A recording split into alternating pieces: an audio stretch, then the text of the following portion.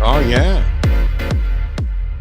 I love you, babe. I don't know. I'm probably not in time with the music since there's a slight delay here. Welcome to the Sunday show. It's a couple minutes after 2 p.m., but we are here. I'm at Dillahunty. Joining me, Aron Ra. How are you, my friend? Doing well, I hope. Sweetness.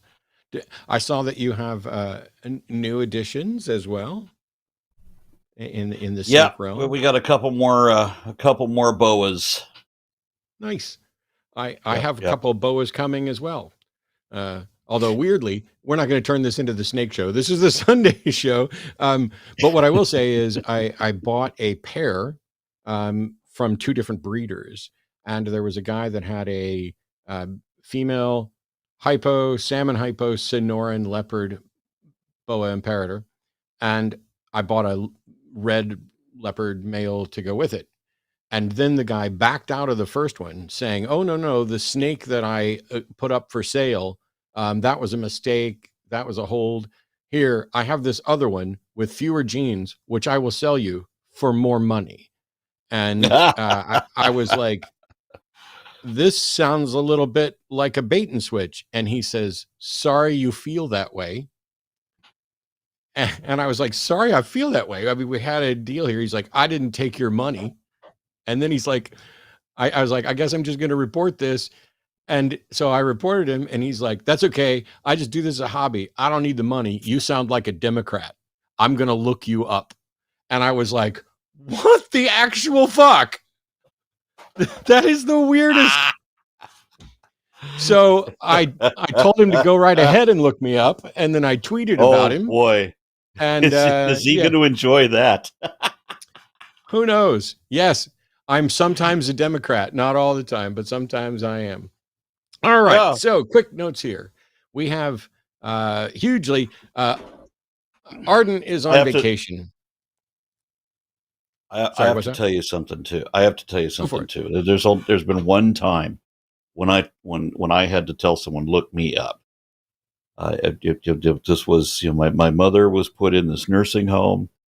And I'm in there trying to help her, and then this evangelical woman comes in there and starts preaching all God stuff to me. When she realizes that my mom already buys into it, and I'm scoffing, well, now she's focused all of her attention on me and making all of these empty assertions at me. And I'm trying to tell her, trust me, you don't want to go there with me. Let it go. This is me and my mom. We don't need you. Go. And she kept pushing, and she could tell that she was not welcome. The shit she was saying was not resonating, but she kept pushing and kept trying to start that argument until I finally gave her my name and said, look me up. Yep. I don't mind. I was like, yeah, you can feel free to look me up. I'm not trying to, he's like, I don't care. I do this as a hobby. I don't care. I don't need your money. Take your business elsewhere. And I was like, you're posting this on here. Now it's cool because I'm genuinely wasn't trying to hurt your business. I just wanted to buy a snake. And what's wild is he had the snake listed at significantly under fair market value. So I reached out to him and I was like, okay, let me make sure the price is right and what's the total with shipping. And then when I agreed to it, that's when he backed out and tried to switch. Anyway, doesn't matter. Doesn't have anything to do with this. Arden Hart is on vacation. She's actually driving from Boston to northern Vermont right now. So, hi, I doubt you're listening to the show because I'm not sure if you have really good interwebs access on the way there, or if it would be good. In the meantime, Morgan is here, producing the show for us today. So a huge thank you to Morgan and to all of our moderators.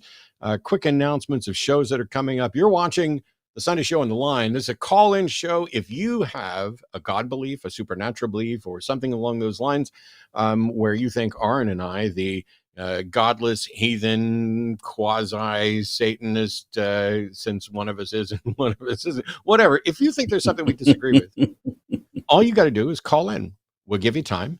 And as long as you're honest in conversation, if you pause and answer questions, all we really want is to understand why you believe, and more importantly, why you think other people should believe. Which means if you're calling in to say, I have a private revelation that won't be of any use to any of you, but my belief in God is warranted.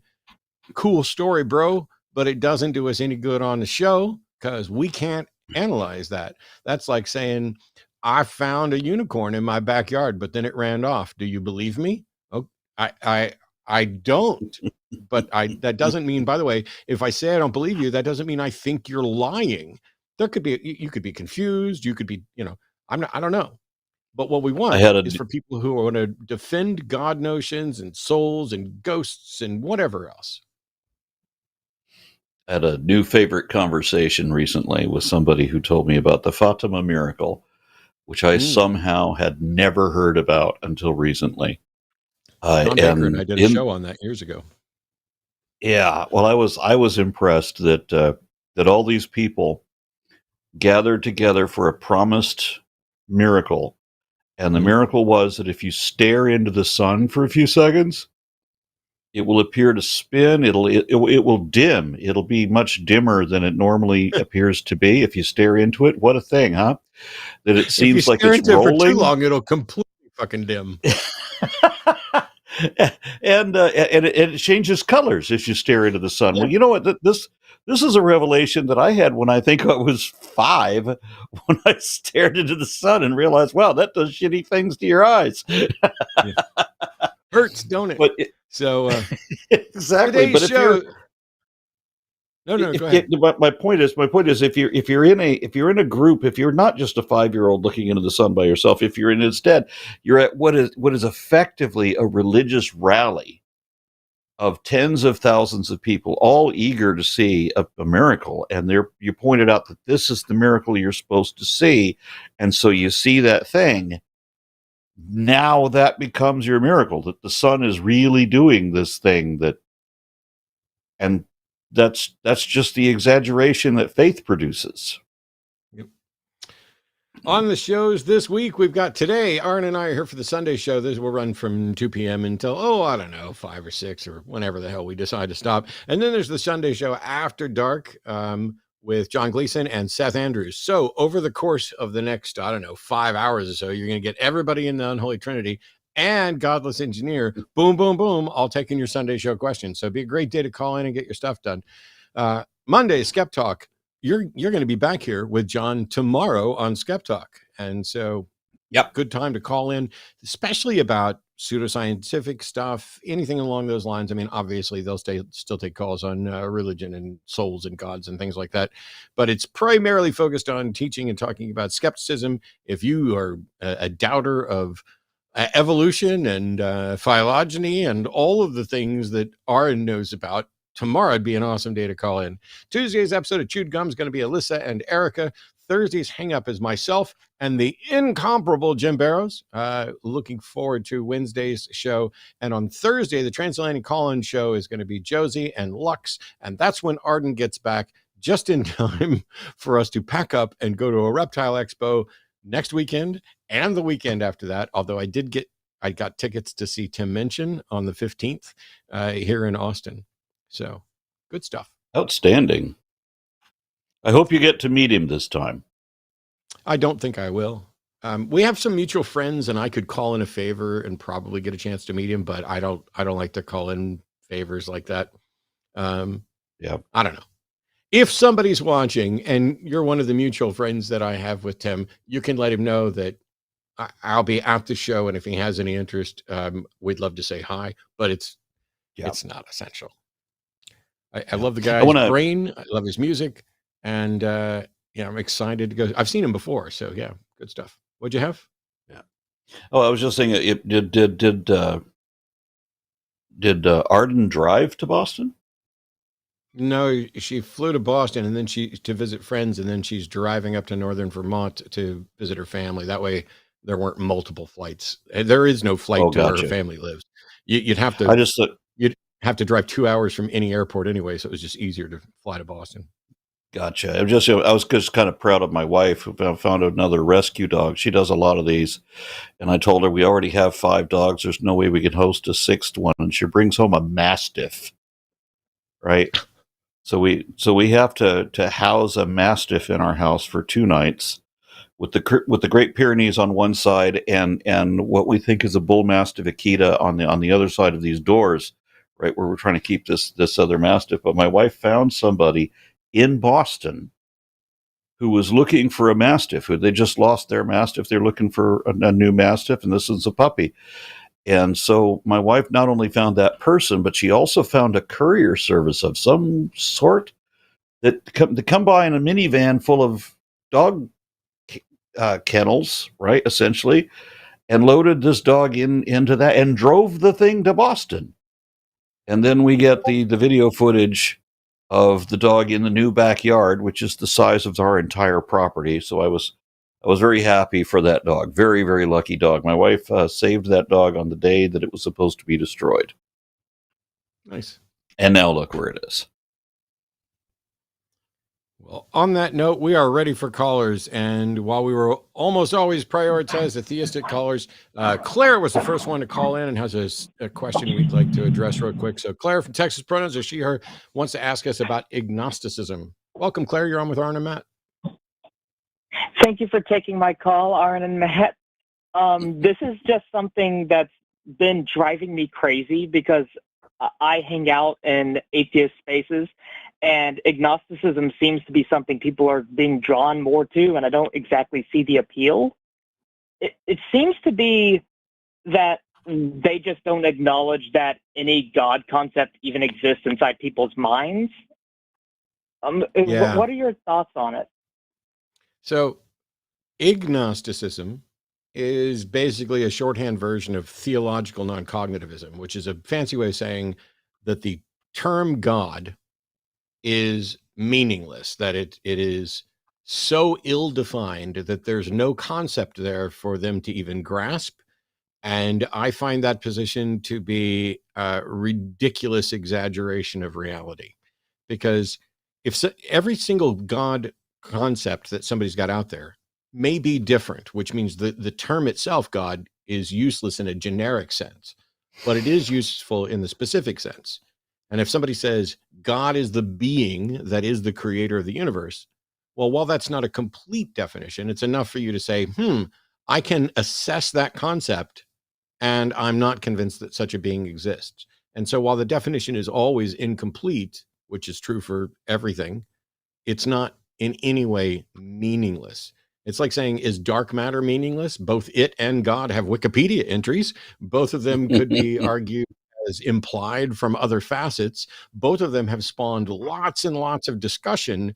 I don't see how that's possible if the terms are meaningless. But each individual God claim has to be judged on its own merits. And while some of them may be too poorly defined to consider, many have been sufficiently defined to spawn religions and countless philosophical tomes attempting to prove or disprove the existence of those gods. So I cannot support the notion of agnosticism. I've often argued with people who say that if you've heard the pitch for theism but object to the question because the terms God and the supernatural and immaterial and miraculous all lack any sensible definition, then they would say that you're not an atheist, you're an igtheist, because you can't be an atheist until you know what the God is that you don't believe in, even when the people who do believe in that God don't know themselves what it is.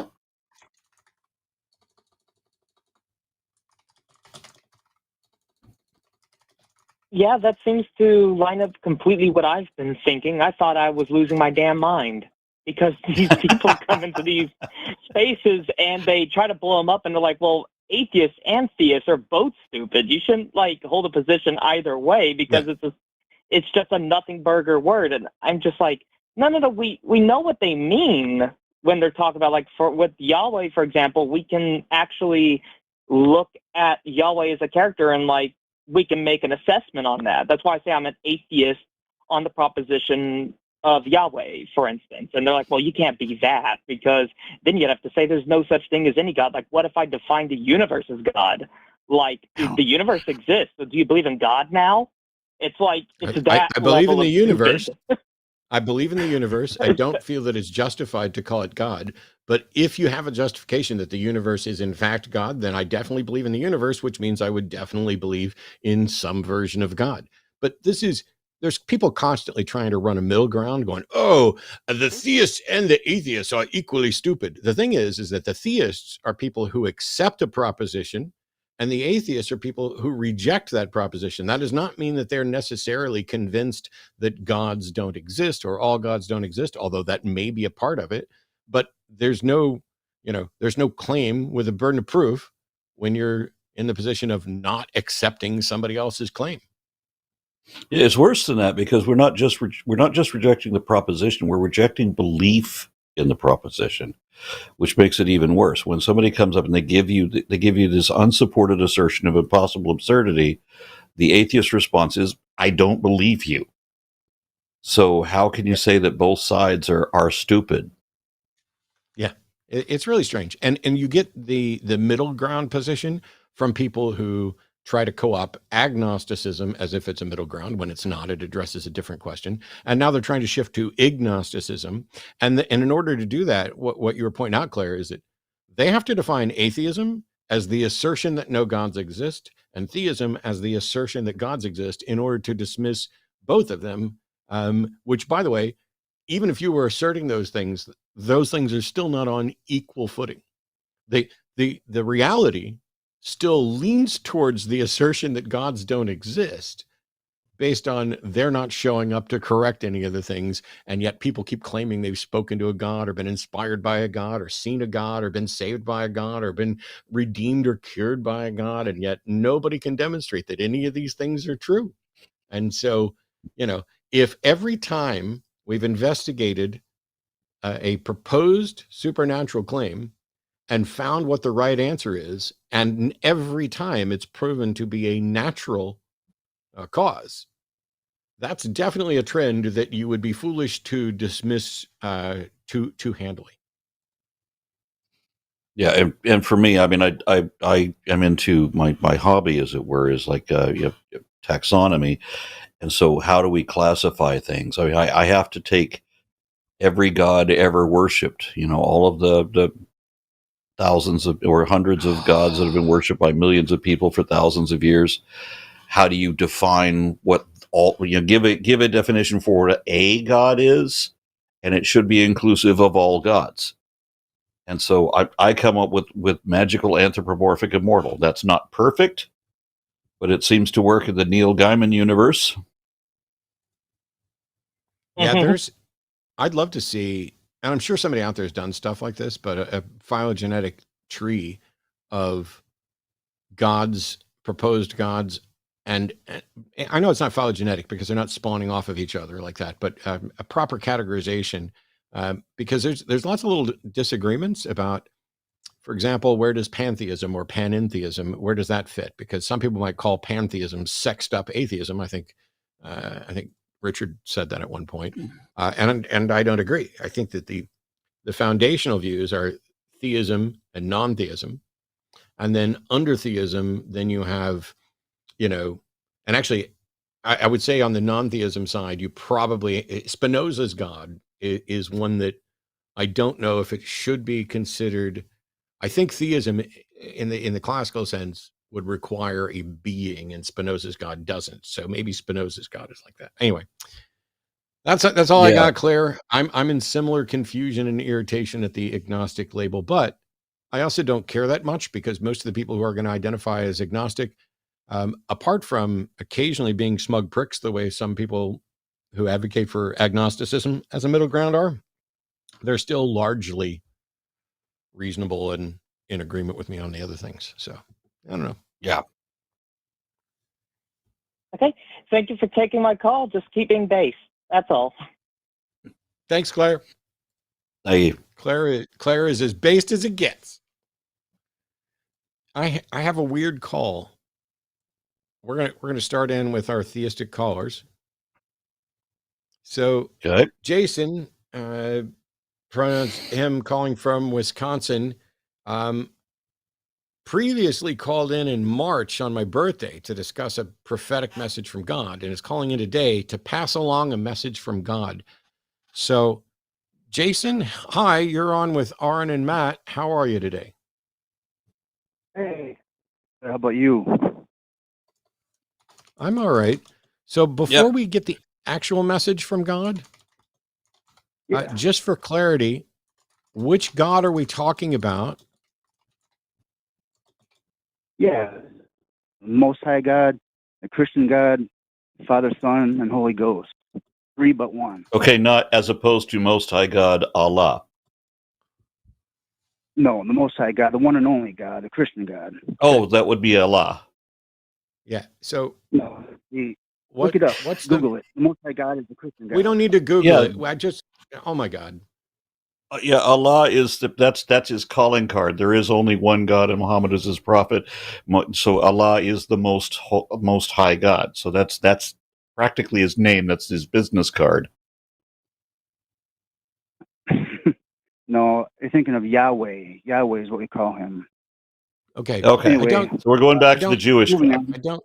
I don't care that much what we call him. I was trying to find out if you had some esoteric God or if it's conventional. Now, Jason, what's the message from God, and how can we know it's from God? Well, we're about ready to find out because there's a whole list of things that I'd like to pass on a message from him. And if I just have like a minute, I'll do that, and then we can go back over it. I literally just asked Jason, I literally just asked you, what is the message and how do we know it's from God? I don't need any preamble. I don't need that you need a minute. You're going to get as much time or as little time as we decide that you're going to get. What's the message from God? Go. Okay. So the message from God is that because of our corrupt government, they have left the borders wide open, and there's a terror cell, multiple, in our country, and they're set to be activated. So look for a major attack in America, probably between now and the end of the year. Something major is going to happen with a major terror attack. Okay, so the U.S. dollar. Hang on. Is that when they attempt a second coup? But I believe it's going to be something probably from Hamas or Iran, or it's going to be one of the terror cells that was let into our southern border. God couldn't specify? I'm just passing down the message. God doesn't really. More. Okay, well, let's hope so, because God should give more details on that. I still have questions. Shut up. Is that the entirety of the message, that there's going to be a terror attack before the end of the year? Yes or no? No, there's more. Okay. If in fact there is not a terror attack, and by the way, you're saying before the end of the year, there's going to be a major terror attack by somebody, you don't know who may have come in through the southern border or may not. Stop talking. Do not say a fucking word until I'm done and ask something that ends in a question mark. Are we clear? Yes. Evidently we're not. Oh, yes, that had a question mark. Okay. So the first part is you're saying there's a terror cell that's been let in through the southern border, and there's going to be a major attack before the end of the year by Hamas or a terror cell that came in through the border, but you don't have any specifics. No, you don't have anything about how many people are going to die, what kind of attack it's going to be, roughly where in the United States is. Do you have data on any of those? No, but what we could do is we could write all these things down, and then when they come, that was a question. I have more questions. Question number 2. Do I? If there's not a terror attack before the end of the year, do you stop believing in messages from God? No, I believe in God, but then we have nothing. Then we have nothing to discuss, because if you're calling in with a message from God that even if it proves to not be true, will not make you stop believing in messages from God, then your messages from God are useless. Did you ask God what he wanted you to tell us? Yes. He Why is your passed on God the so message for stupid? him. Why is your God so stupid and imprecise? Can I ask you a question? How come? No, I just hold on. asked Let you, me. I just asked you a question. I just asked you a question. Why is your God so stupid and imprecise? You know, afraid for me to tell you the list because when they come to pass, then you guys are gonna freaking shit your bricks and you're not gonna know what the hell's going on Except because that God is no, real. that's Oh, not God is going to real. You're gonna happen. see them. except Hold on, before that you you hit, won't answer. No, Listen, guys. okay, Hey, look, listen, you you're know what? not going to I don't. talk. You're not going to talk at all. I'm going to mute you. Now, nobody can hear you. How's that working out for you, Jason? Is that what God expected? Did God expect that you would come in with a big long list of bullshit and that I would cut you off after the first one and not let you say anything else? Why would God punk you like that? Why would God give you a laundry list of things that are imprecise and confusing and have no way of verifying? Why is your God so epistemologically stupid as fuck? Or worse is than that that, something that you just do? worse than that. Why did God tell him that there's going to be a terrorist attack, but he doesn't tell us by who, he doesn't tell us when, doesn't tell us where, and most importantly, doesn't tell us what to do to stop it or to prevent it or to save lives? No, none of that. If your God doesn't give a warning that suits as a warning, then it's not just a stupid God, it's an evil God. It's like calling it a bomb threat. What's the second thing on your list, Jason? Go ahead. Second thing on your list.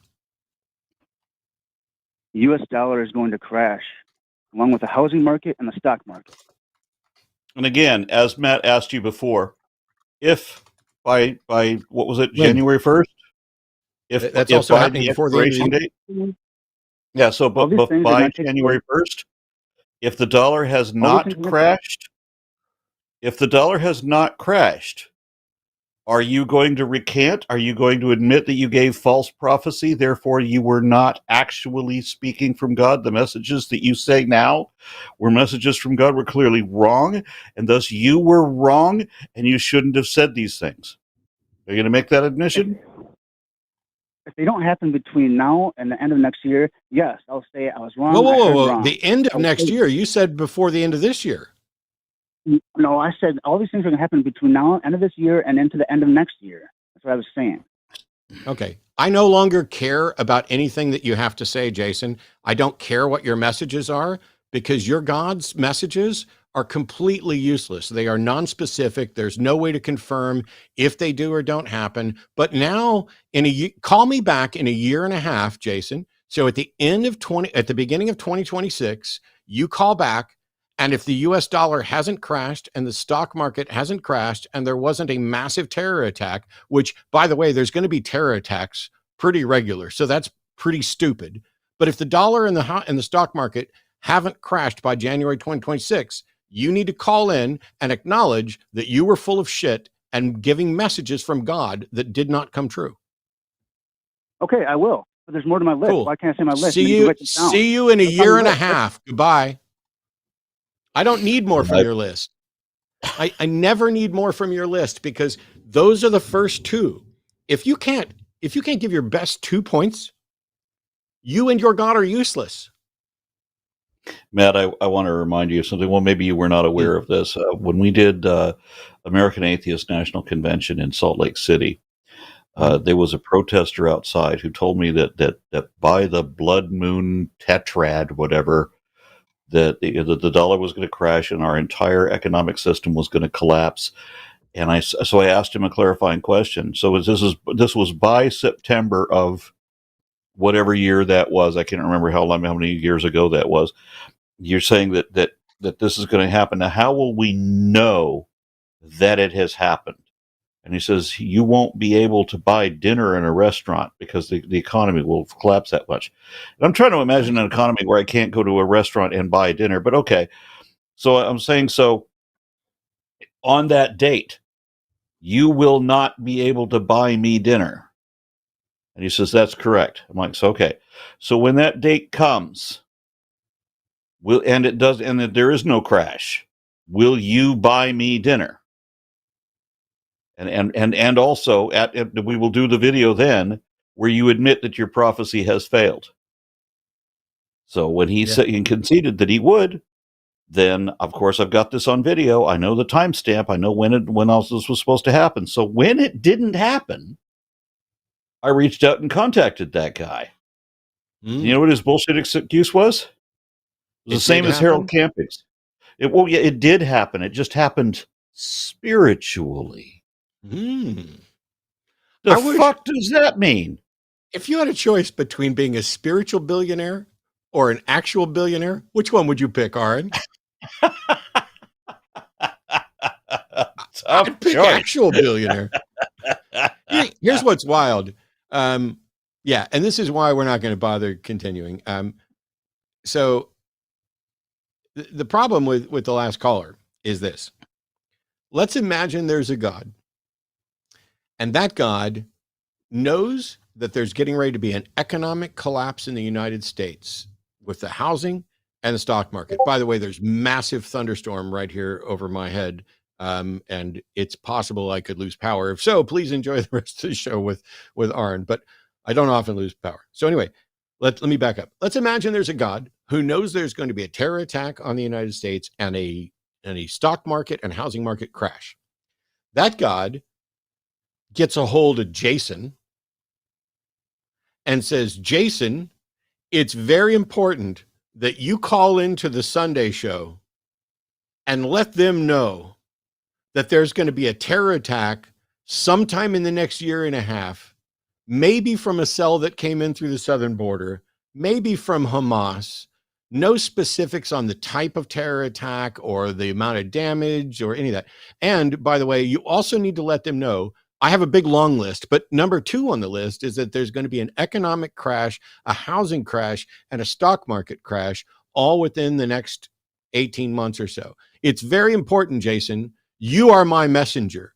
You are the chosen one who's been given this information that is too vague to be useful. Please go forth and share it with the atheist community because they're the ones who really need to know this shit.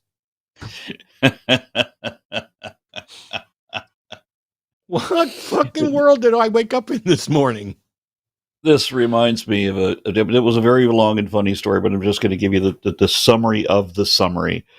I was working at a convenience store somewhere, and this woman shows up, and she's dressed like she's from the 1800s. She looks like a ghost. She's wearing clothes from the 1800s, and she comes in telling me that she was working on her farm or wherever, and that God spoke to her and told her that she had to leave the religious fundamentalist commune that she was at the time, and that she had to go to the town that I was living in, and that she had to go to the store that I was working at, and at night, and that she would find the help that she needs. This is God speaking to her, sending her directly to the graveyard shift where I am. And I remember assuring this lady, one thing I know for certain is that God did not send you to me. So I said, are you quite sure that God did not mean the Circle K down the street? And after some reflection, she decided I was right. She left. And then shortly thereafter, that store called me and said, did you send some whacked out crazy bitch to our store? Oh, well, nobody's laughing. I guess you had to have heard the rest of the story. I don't know. I was laughing just a second ago, but yeah. Are you ready for another caller? Because I got another theist for us. I'm prepped. Sweet. Quake is calling in from the UK. Pronouns are he, him. Welcome to the show, Quake. You're on with Matt and Aron. Hey, did you see my prompts? What? There's something up with your audio. It's mangled and but yeah, it's really It's really difficult to hear you, but it says, unless you blaspheme the Holy Spirit, you cannot lose your salvation, and you are eternally sealed with the Holy Spirit. Therefore, Aron and Matt are still saved, whether they like it or not. I have a question for you on that front, Quake. Before we get to what is blasphemy of the Holy Spirit, Aron was a Mormon, a pagan, and a Satanist. Which of those saved him eternally? No, I thought Aron used to be a Christian, so I would be wrong in that case. I was a reborn Christian for a few hours in 1981. There you go. Okay, so you're saved. That's awesome. That's great news. I don't know how you know that he's saved or that I'm saved or that either of this did it correctly, but what is blasphemy of the Holy Spirit? That's where you know that the Holy Spirit is real, but you purposely tell it to get out of your life. So in order to commit the unforgivable sin of blasphemy of the Holy Spirit, you have to know that the Holy Spirit is real, but reject it. Yes. Okay. But wouldn't you know that the Holy Spirit is not real in order to reject it? I'm not understanding the question. I know that the Holy Spirit is not real. Okay. So Yeah, I so that's on the grounds on which I reject it. The issue here is the issue here is that if Aron knows that the Holy Spirit isn't real, and I merely don't know that it is real, then it would be impossible for us to ever commit blasphemy of the Holy Spirit because neither of us know that the Holy Spirit exists. So it's impossible for us to commit this unforgivable sin, right? Precisely, and that's the good news. Okay, so what use is it to have an unforgivable sin that is impossible for even the most staunch, outspoken opposition to God could not possibly commit? What use is that? That's a great question that I ask myself every day. I think only God can know that. Well, give me a way to blaspheme so that I can. How do I break this? You can't. How do I? That's the thing is it is impossible. It is impossible for you to blaspheme against the Holy Spirit if the definition is you must know that the Holy Spirit is real and then reject it. It's impossible for you to do it. Okay, I agree. so blaspheme all you want. I agree. Cool. I would love to ask you some more questions, but your mic is so absolutely awful and garbled that I can barely understand what you're saying. So either call in from a phone or try some other connection if you have other thoughts. But yes, there's no way I'm going to continue putting that audio through to our listeners. It's just, that's rough. Here's the thing. For those who don't know, blasphemy of the Holy Spirit is a concept that has been written about quite a lot by Christian apologists because it is the one sin that God won't or can't forgive. And specifically, it is listed. And one of the things is that in order to commit it, you would need to take something that you know was done by the Holy Spirit and then attribute that to Satan or reject the Holy Spirit. It isn't just I don't believe. It's not mere disbelief. It is an active, ongoing, no God, no God, no God. Stop talking to me, God. That is the sort of blasphemy of the Holy Spirit. And it's a useless proposition because since Aron and I mean, if it were possible for us to blaspheme against the Holy Spirit, I'm pretty sure we'd both do it right now. The problem is we can't because you've defined it in a way. It's like saying the only way to blaspheme against God is to be able to flap your wings, fly to the moon, and scream it from the moon while being a married bachelor. I mean, that is some nightmarish weirdness there. But it's also, I mean, I will give Quake credit in the sense that when I'm like, okay, what is this useless proposition? And he's like, that's a good question. I ask God about that every day. Well, it'd be nice if maybe God would give you an answer. Maybe you should contact the previous caller who God's giving important messages to about the economy and the terror cells But Quick question, Matt. In the entirety of your career, because you've been taking these live calls and such much longer than me, I argue in social media a lot. I dare say I might argue in social media more than you do, but you've been taking live Definitely not. calls from like real time interaction much longer than me. Have you ever gotten a call, an argument from a theist that was arguably good, that had some that you could, that was praiseworthy? Let me put it that way. Have you ever gotten an argument from a theist that was praiseworthy, and if so, why? Well, none that were compelling in the sense that they were valid and sound, but there have been some otherwise good arguments that, like, for example, it's frustrating, but within the bounds of modal logic, there are modal logic arguments that are incredibly difficult to sort through and find the actual problems with. And so on that front, I could give them a round of applause for managing to obfuscate and baffle them with bullshit and dazzle them with bald assertions. But yeah, that's as close as I could probably get. I would think that for me, the argument of why is there something rather than nothing, and the difficulties of dealing with time prior to the Planck time, and whether or not time breaks down there, whether or not there's a multiverse, well, these things where we talk about, can something exist outside of time? Those are difficult questions that philosophers have been dealing with. And so those arguments, the problem is they can't be good because we don't have a known answer. So you're just compounding unknowns. Actually, we've said before that the plural of anecdote isn't data. You just can't stack up anecdotes and all of a sudden it equals data.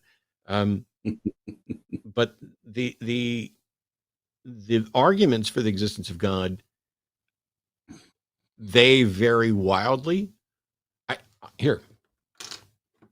I got a text message this morning. We'll get back to calls in just a second. I'm not going to tell you who this is from, but this is an attempted argument from someone, and I'm only going to read like the first 5 points because it goes on for like 10 of them. And so the first one is, possibly there exists an explanation for the existence of all space-time reality. Now, the second you see the word possibly in the first premise, you're talking about a modal logic argument. You're not talking about what is, but what is possible versus probable. And there's a number of issues there. But it's basically, this first premise is there must be some explanation for reality. Then premise 2 says, if there is an explanation for reality, it would either be natural or personal. Now, that's the second premise. And already at that point, what we have is a false dichotomy. Because whatever the explanation is, if you're going to set up a proper dichotomy, it would be natural and non-natural. But natural and personal, while they may not be the same thing, they're not an exhaustive category. Natural and unnatural is a true dichotomy because everything is either natural or not natural. But everything isn't natural or personal. There could be something that is neither natural nor personal, or something that is personal and natural. They're not even exclusive. And so right there in the second premise, you have an equivocation fallacy. And then the third one is everything that serves as a natural explanation is part of all space-time reality. So basically it's saying reality includes and is a boundary around all natural explanations.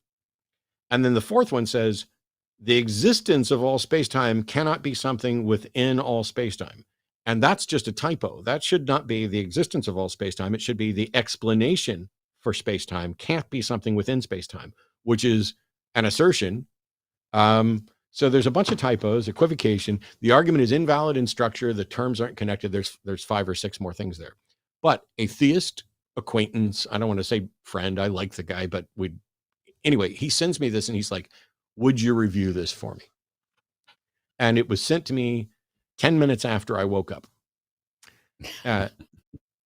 Granted, I did sleep in a little bit, but I pointed out, I was like, you've got an equivocation fallacy right here. You have an invalid structure because the terms just aren't connected. You've got a typo here where you say existence when you mean explanation for existence.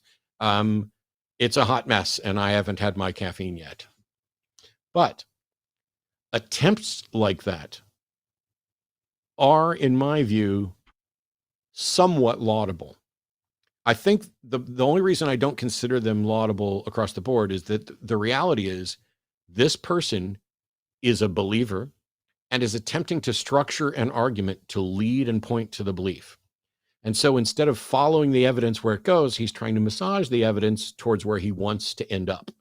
And so the very exercise is problematic, but the fact that he typed up something to try to make a modal argument, and apart from some typos and disconnects, there could end up being a good argument there. So I'll applaud him for trying to go down that path. It's definitely more than, hey, God told me to call you guys and tell you the stock market's going to crash. The thing that strikes me when I ask believers for their reasoning, if they ask me for mine, I will give you the reason that I hold this position. I'll give you the primary arguments that convince me or that compel me to push this position. Whereas the believer will, as you say, they'll give me arguments that they think should befuddle me into adopting their position, but that's not the reason they hold their position. They never give me the reasons that drove them to where they are. Right. I give do. The ones they think should convince you, which is fine, by the way. But go ahead, finish. I want to address that. No, I was finished. That was it. Okay. Yeah. So I'm going to test. I'm going to test why I believe. I'm going to give you the best reason I have for why I hold the position that I do. There would be no sense in me making up something that didn't even compel me to try to befuddle you. Yeah. So the thing is, and I had this go around with some people with regard to William Lane Craig. William Lane Craig tends to present, for example, the Kalam cosmological argument or a version of the moral argument. Those are his primary, I would say, go-to arguments. But they're not the reason he's a believer. He's a believer by his own statement because of the inner witness of the Holy Spirit. Now, there's a lot of people who would look at that and go, oh, Craig's not presenting the reason why he believes. He's presenting the reason that he thinks will convince others. But they say that as if there's something wrong with that, when in reality, that's exactly what Craig's supposed to do.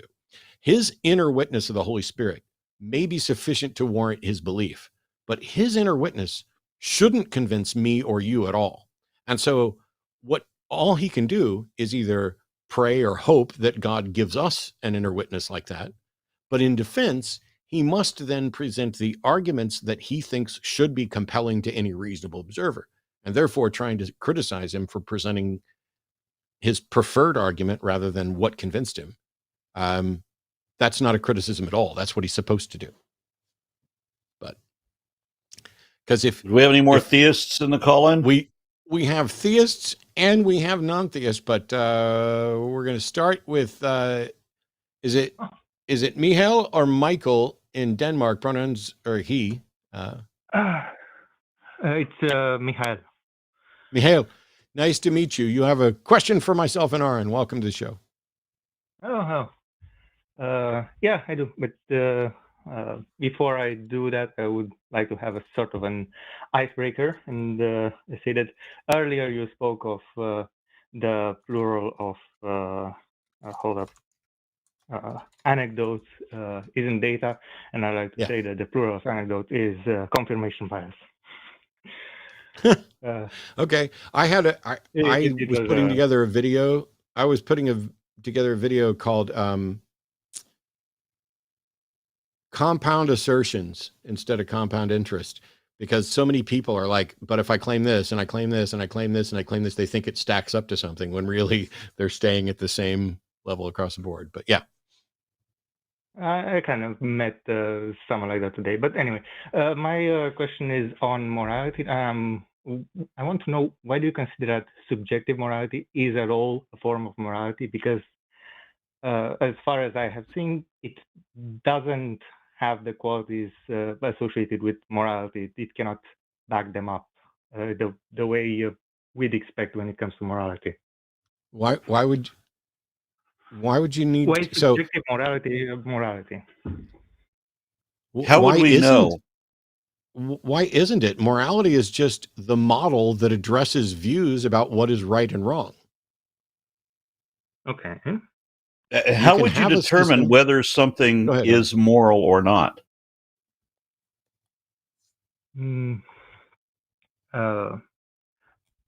So let's start like this. Would you say that morality has prescriptive norms? Does I'm asking morality have you. prescriptive norms? Oh, go ahead. Ask your question again. Okay.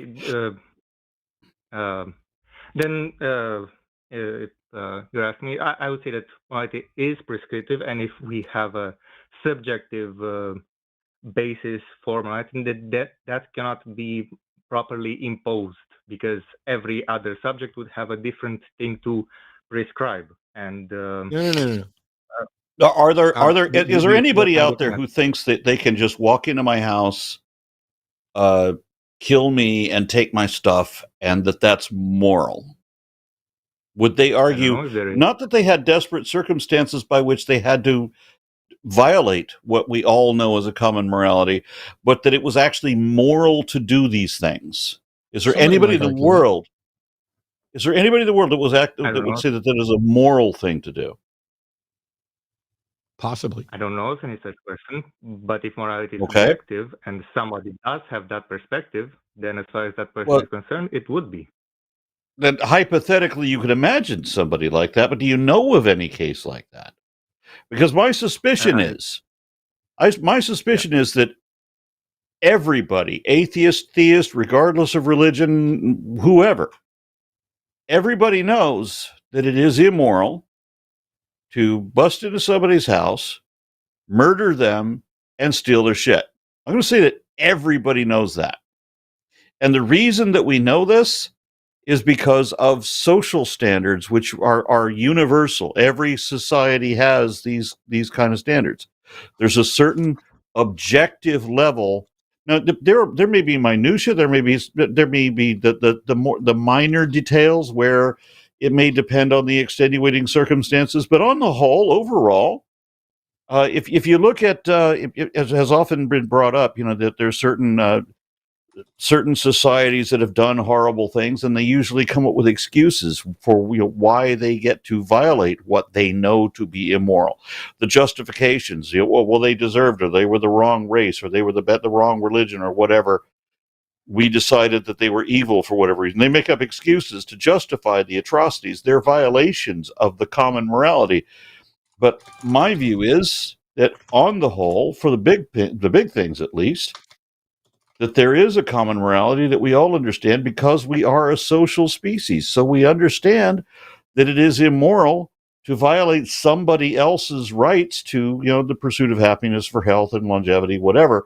When we come in and victimize somebody who didn't do anything to deserve it, that's immoral. Everybody understands that. That makes it objectively immoral. If we have a given set of reasons why something is immoral, and we can discuss the reasons why something is immoral, whether we are atheist or theist, well, then that's an objective morality. We have a standard by which we can determine whether something is moral or not.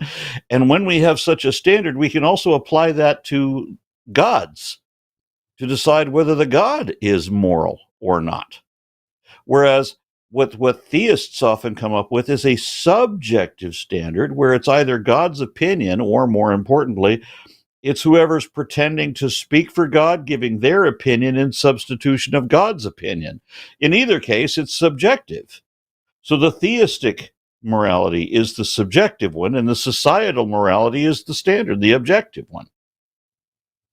And I'm gonna dip out of this a little bit, Mihail, and just let you and Aron talk, because I disagree with 90% of what Aron just said, and so I don't think it's worthwhile for you to try to argue with both of us giving two different accounts of morality. So I'll let you and Aron sort it out. Okay, and then I'm interested to, if Matt disagrees with us, then I certainly want to know why. But we'll save that for after this. For another time, yeah, understandable. Well, the thing is that from what you said, the standard that you gave sounded to me like it would be just collective agreement on a cumulative set of subjective perspectives. And you said that your opinion and that we agree, and we may agree, but if there is another group which doesn't hold to this standard, then that would still be a different subjective perspective, which doesn't align with the. Has there ever been a group that said that it was moral to murder people? Has there ever been a doctrine written anywhere that it's okay to steal from your neighbor? You literally have people debating the morality of abortion, the morality of countless things. You can't pretend that there's universal agreement on morality. There's just not. Well, I don't think I'm pretending. As I said, the details are where the issues lie. Do you think there's universal agreement on morality? Because you're asserting that there basically is, and that makes it objective, neither of which is true. When you violate someone else's rights, when you victimize another person, if you have to come up with excuses for why that's justified, then you already realize that it wasn't a moral thing to do. Yeah, and you don't get to call them excuses. Didn't consider what you said. That's poisoning the well. No. Yeah, I said I'd stay out of it. Go ahead. But what if the person who says the reason for acting morally in that way doesn't see it as an excuse, but as a standard which was not broken? Then that's not. Well, let me put this another way then. In what sense would you say, as a theist, that you have objective morality? What makes it objective? The fact that it's not dependent on my opinion. It's instead dependent on the opinion of a God or someone who speaks for God?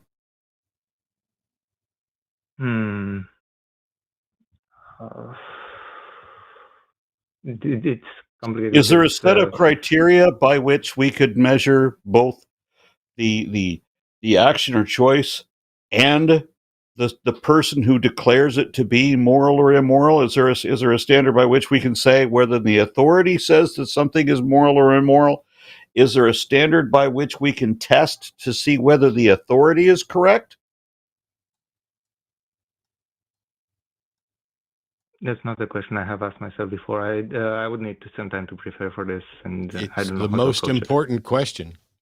This is the area where Aron and I are not only in agreement. This is what I was going to be asking.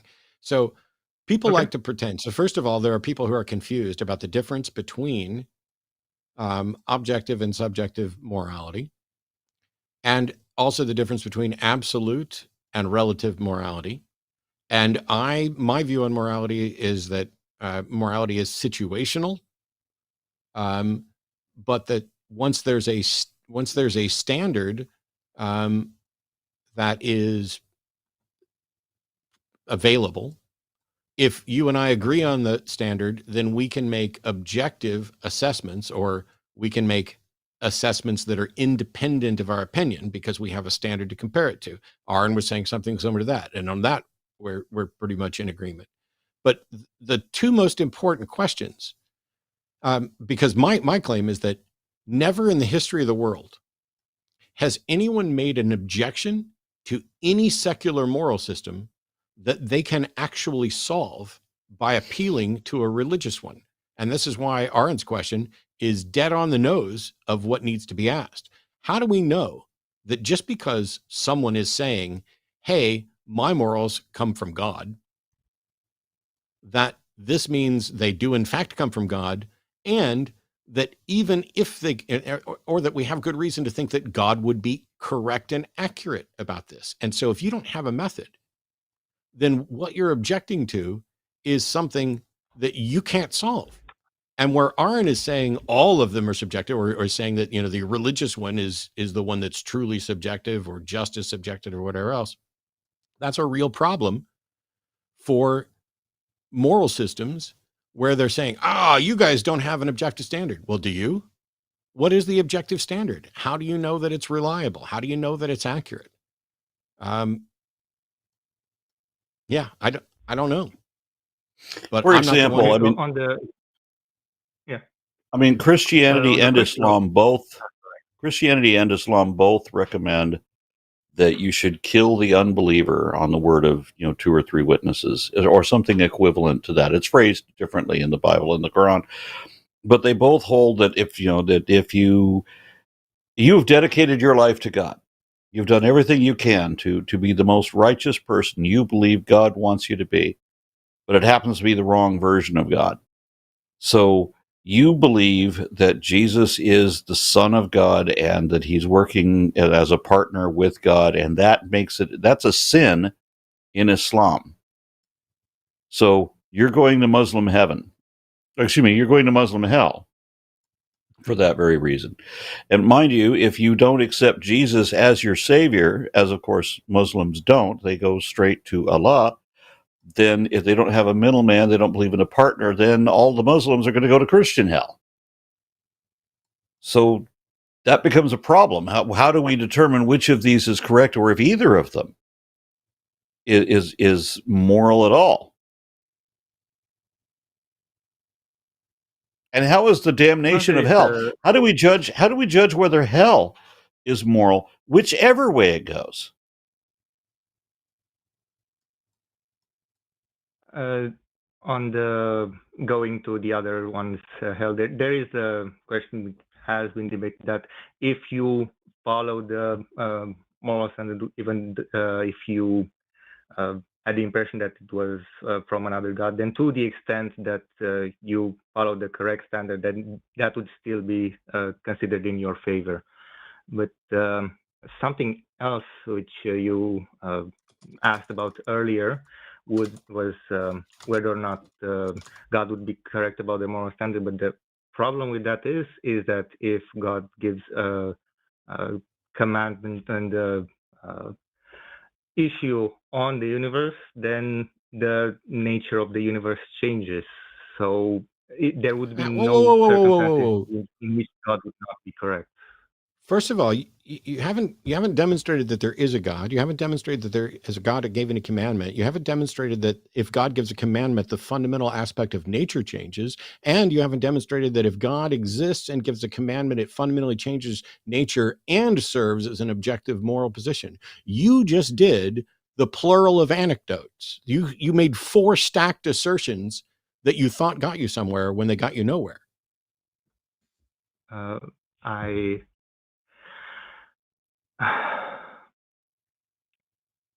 The thing about that is that could you say one of the objections you had again? One of the things you said that I haven't demonstrated, just to use that as a that a God exists, that a God exists, that a God made a moral pronouncement, that the moral pronouncement alters nature, and that the moral pronouncement is in fact correct and objective. The thing is that when using the I've got 2 reference God, if neither of those parts existing, having the capacity to change the universe, etc., then if one of those wasn't the case, then we would no longer be aiming to describe God, because No, We no, will no, no, defend no. something else. No, you don't get to do Maybe that very either. powerful. Now you're doing the same thing for God that you tried to do with morality. You started by saying, hey, if it's subjective, it's not morality. Bullshit. That's just an assertion on your part. There's no reason to exclude morality that is subjective in assessment as a valid moral system. You're just asserting that morality needs to be objective. And now you're asserting that God needs to be able to change nature with pronouncements. That may be a pattern, a consistent with some God that may or may not exist, but you don't get to assume that God. You're assuming everything about the God and the characteristics of God and the characteristics of nature and the characteristics of the pronouncement without demonstrating any of it and then asserting that it must be this way. Otherwise, we're just not talking about God. Well, that's not the way arguing works, and that's not the way evidence works. You need to present evidence for what you're saying, not just, well, it's got to be God, therefore it has to be this. That just doesn't work. But this wasn't a question of evidence. It was a question of framing. It's a question of evidence. Do you have any way to demonstrate that what you're saying is true? I'm not interested in speculative navel gazing about what type of God could exist that might serve it. I have this view of morality, and that is my view of morality is that it is situational and it is rooted in the principle of our well-being. And so there are some things that we can do that increase and improve our well-being, our physical, mental, societal health. And there are some things that we can do which diminish our well-being.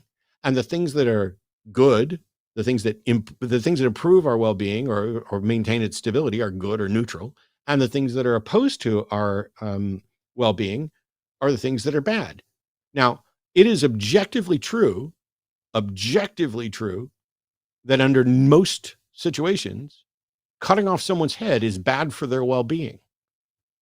And so if you care about well-being, the assessment of whether or not lopping off someone's head violates it becomes non-subjective, even though the foundation you're talking about is subjective. There's nothing about the universe that requires you to care about well-being, but I do.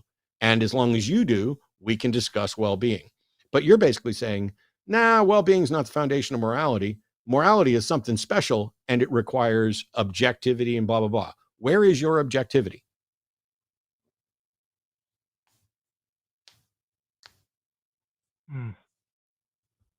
I think I lost the chain of thought. I would need to. Okay.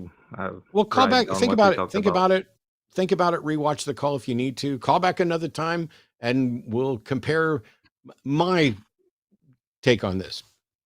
I understand, why you're a little confused, because Matt misspoke and he mentioned nasal gazing, so it's understandable that you're a little boogered. And I realize that that's not funny. Did I say nasal instead of navel? Yes, you did. But I have an important question. I mean, look up my nose, motherfucker. What makes? I mean, because religious believers always want to say that they're moral because they have this belief in God. What about belief in God makes them moral? Is it the threat of hell? Because that doesn't seem to be working statistically. I would say no. If you're motivated by a reward punishment system, then your inclination to morality is a bit questionable. Okay. Yeah. All right. I'm interested in jumping on the next call, so we're. Sure. We'll go ahead and let it go there. There is a pretty big gap between what I'm trying to say and what you're how we're transmitting and receiving the message. But I'll think about it and come back. Have a nice rest of the call. Thank you. Awesome. Thank you. Goodbye. All right. Just some notes. We got a couple of non-theistic callers on the line, which we'll do our best to get to in short order. But if you're a theist or you have thoughts about theism, about religion, about supernatural claims, all of those things. We have lines open for theists. We're going to try not to get too many more atheist callers in here, but we are going to take the ones that we had here in just a second. We'll start with Jason in Florida, pronounce he, him. And so is calling in to suggest we might be hypocrites, I think is. I know I'm a hypocrite. I know exactly when and how. Jason, are you there? If you're calling in from the web browser, you may need to wake your phone up because your browser may have fallen asleep. Can you guys hear me? Yes, we can. Hello? Welcome to the show. Okay, excellent. Yes, thank you for having me. So, yeah, I know that you guys, you talk to theists and you want them to kind of reevaluate the beliefs that they have because maybe they've been indoctrinated into those beliefs and they've never really rethought them. So I feel that both of you guys have also been indoctrinated into a belief that's literally a matter of life and death. And I feel like I can make a pretty airtight case around it. And I wanted to see if you guys would be as open-minded as you're hoping that the theists will be when they call in. I'm certain that we will exceed your expectations. Go ahead.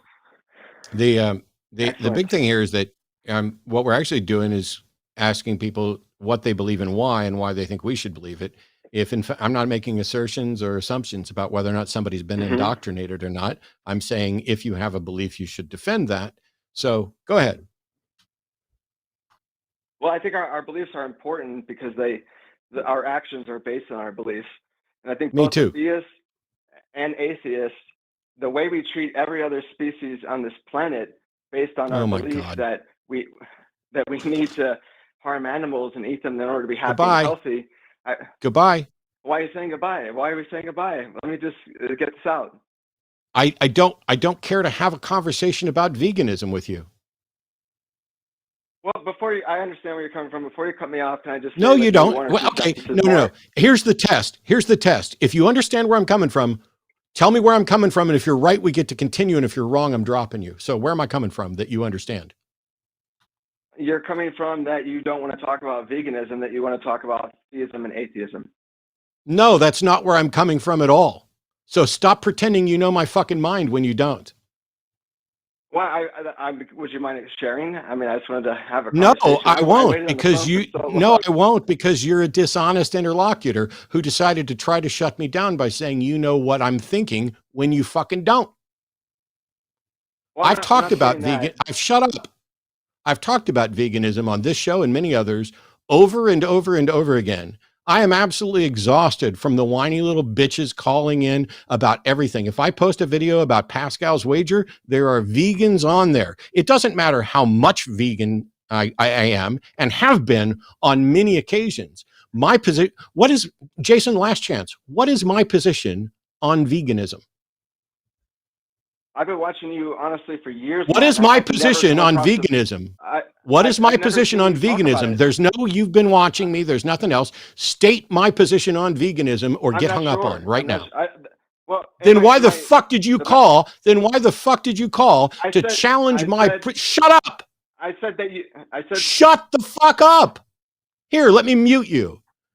You don't get to call in and to accuse me of being a hypocrite and challenge my principles when you don't even know what my fucking position is, you garbage thinking, vegan proselytizing piece of human excrement. Goodbye. All right. By the way, Jason, my position is pretty simple. I think veganism is morally virtuous, but I don't think it's morally obligatory. I've said this, 100 times in multiple shows. Veganism is morally virtuous, but not morally obligatory. If you don't know my position, then you can't call in and challenge it or claim that I'm being hypocritical or claim that I have principles that I'm not living up to. My principle is that morality is a social contract and we have different moral responsibilities to different species. I am absolutely speciesist and proud of it because it's a sensible position. However, I've already said a gazillion times, Veganism is morally virtuous. But by the way, veganism is about causing harm to animals. It's not about eating meat. So there we go. I have been meatless many times for long periods of time, for ethically virtuous reasons and for health reasons, and because I've been with partners who were vegan. Don't call in to pretend like I'm hypocritical and have a bad position if you don't even know what my fucking position is. Yeah, I just wanted to add to that when the caller said that they wanted to challenge whether we were hypocrites. I said, Yeah. I know I'm a hypocrite and I know exactly where and how. This is specifically what I was talking about.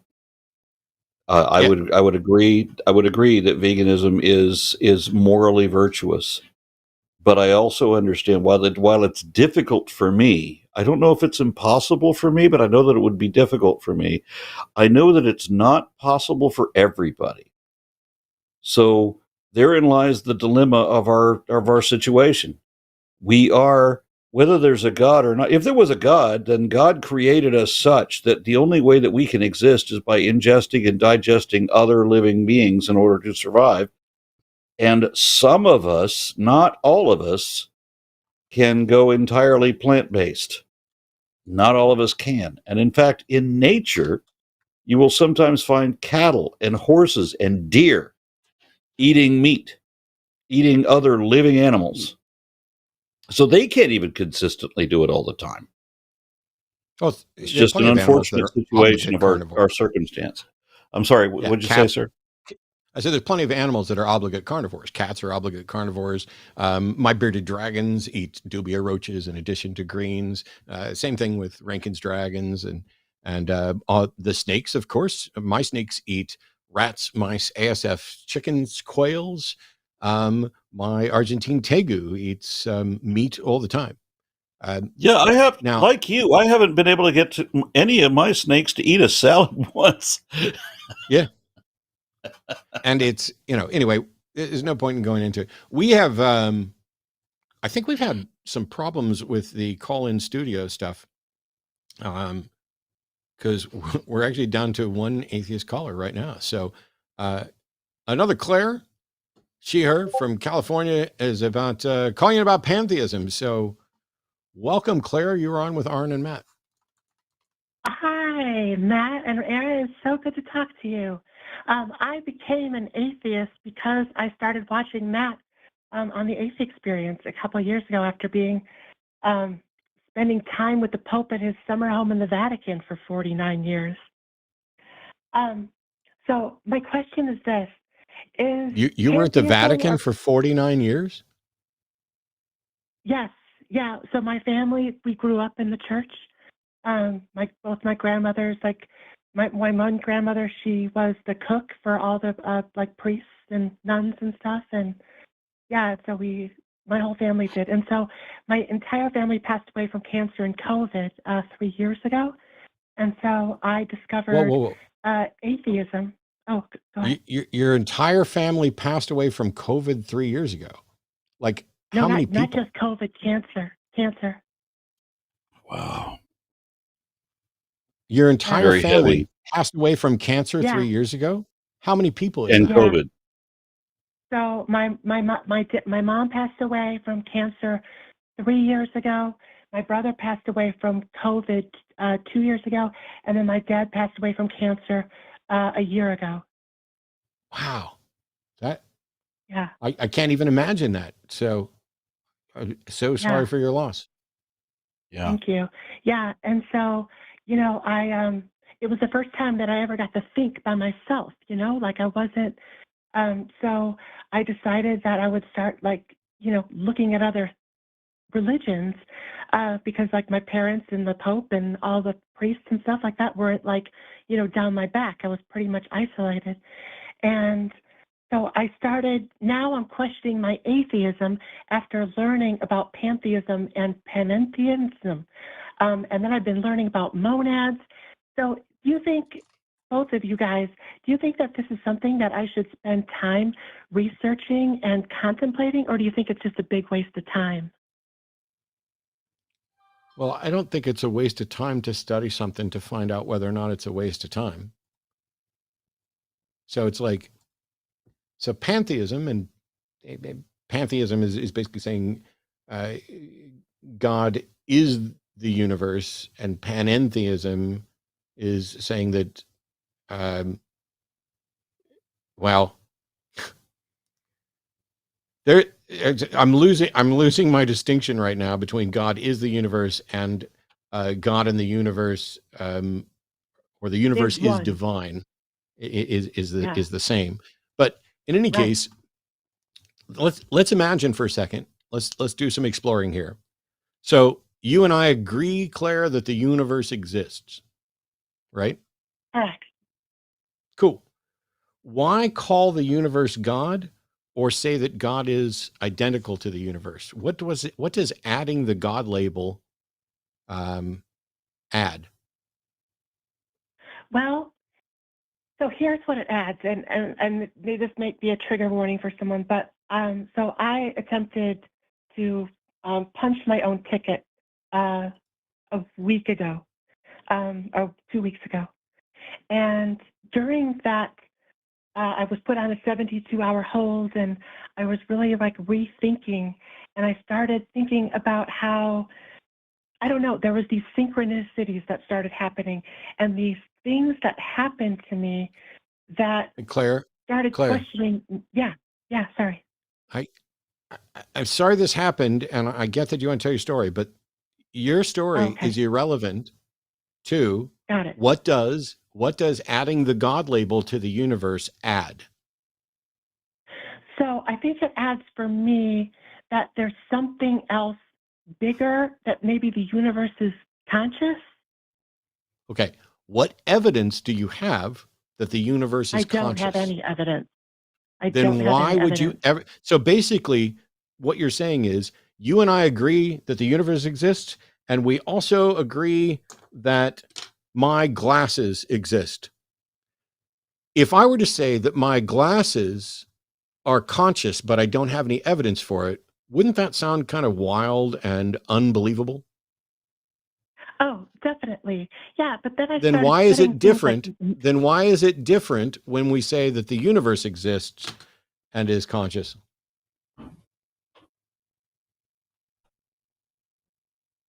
Yeah, well, because I've been studying quantum physics, and No, Claire.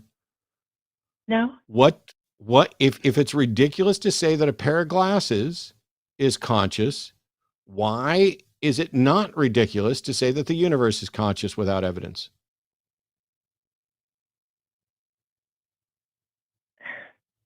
I don't know. It's hard for me to understand. That's why I was wondering if this is something that I should go down. Like, should I study this to find answers? Because I've been reading about monads. Should we, Claire, should we believe in things without good evidence? No. Do you have good evidence that the universe is conscious? There's some scientists that are talking about it. Do you have evidence that the universe is conscious? Then you shouldn't believe that the universe is conscious. Well, I don't believe it, but there's people that are talking about saying it, and so I'm wondering if it's worth. I'm saying my glasses are conscious. I'm bullshit. saying my glasses are conscious. How much time are you going to spend investigating and thinking about whether or not my glasses are conscious? Yeah, none. Yeah. Yeah. So why would you spend any more time on figuring out if the universe is conscious? Okay. Yeah, I see that point. Can I ask the same question another way? Let's imagine that the universe is, let's imagine for a moment the universe is conscious. It clearly doesn't give a fuck. Exactly, right? Yeah. Yeah, so it wouldn't make any difference if the universe was conscious or not. It didn't help you with your family. It doesn't help anybody with anybody's family. It doesn't help anybody find their car keys. It doesn't help them win the big game. It doesn't help starving children in Africa. It doesn't do a fucking thing. So the universe, if conscious, is a dick that wants to kill us everywhere except the skin of a portion of the skin of this one tiny little mote of dust on which we are trapped. I love that you said that. Thank you. That makes it so much more clearer for me. I was so afraid of like what you would say to me because, you know, like I go down these rabbit holes sometimes and like, yeah, that makes so much more sense. This is the level. So they're great philosophical questions, but this is what I call like bong rip theology, where somebody got high and was like, hey man, like what if the universe is like conscious and like, or what if we are the universe's way of being aware of itself, man? And what if the universe like, and so the question, which Aron basically asked, that I was going to get to next is, if the universe is conscious and we knew for a fact the universe was conscious, how would that benefit us? What would that add to our lives at all? Yeah. So this stuff about monads, that's bullshit. Monads are what, hypothetical basic substances? I Pretty mean, much, yeah. are we talking about the ancient Greek concept of monads? Yes. What evidence do we have that concept is correct? Right. I don't know. That's why I was saying, like, should I invest any time with it? But the way that Aron put it just now about how it, you know, the universe is a dick. Like, yeah, like fuck yeah, I believe that now. Like that totally Well, makes sense. See, and I view that as a bit of fun hyperbole, because I don't think the universe is a dick. I think being a dick means you have to have some intent and some agency and some goal. But Oh, right. the universe, if it's conscious, is a dick. If it's not conscious, it's not a dick, but it's still the same as in its workings as when it was supposedly conscious. So yeah. Well, thank you. I really appreciate that. Like, I feel so much better now because, like, it's been so confusing at reading about Spinoza and these new philosophies and Buddhism, and so I don't know. I don't want to miss out, but like I've just been, yeah, it's been a whirlwind. Just remember what Einstein said about Spinoza's God. Einstein said that, you know, his God is Spinoza's God. But he said that from the perspective of Christians, he specified a Jesuit priest, that from the Christian perspective, that he never believed in a personal God, that Christians should consider Einstein to be atheist.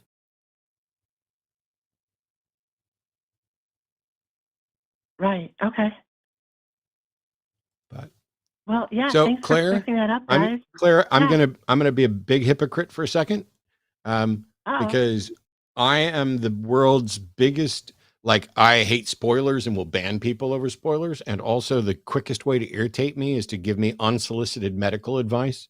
But I'm going to genuinely just be a flat hypocrite and recommend, Claire, that if you haven't already, you should reach out to the Secular Therapy Project.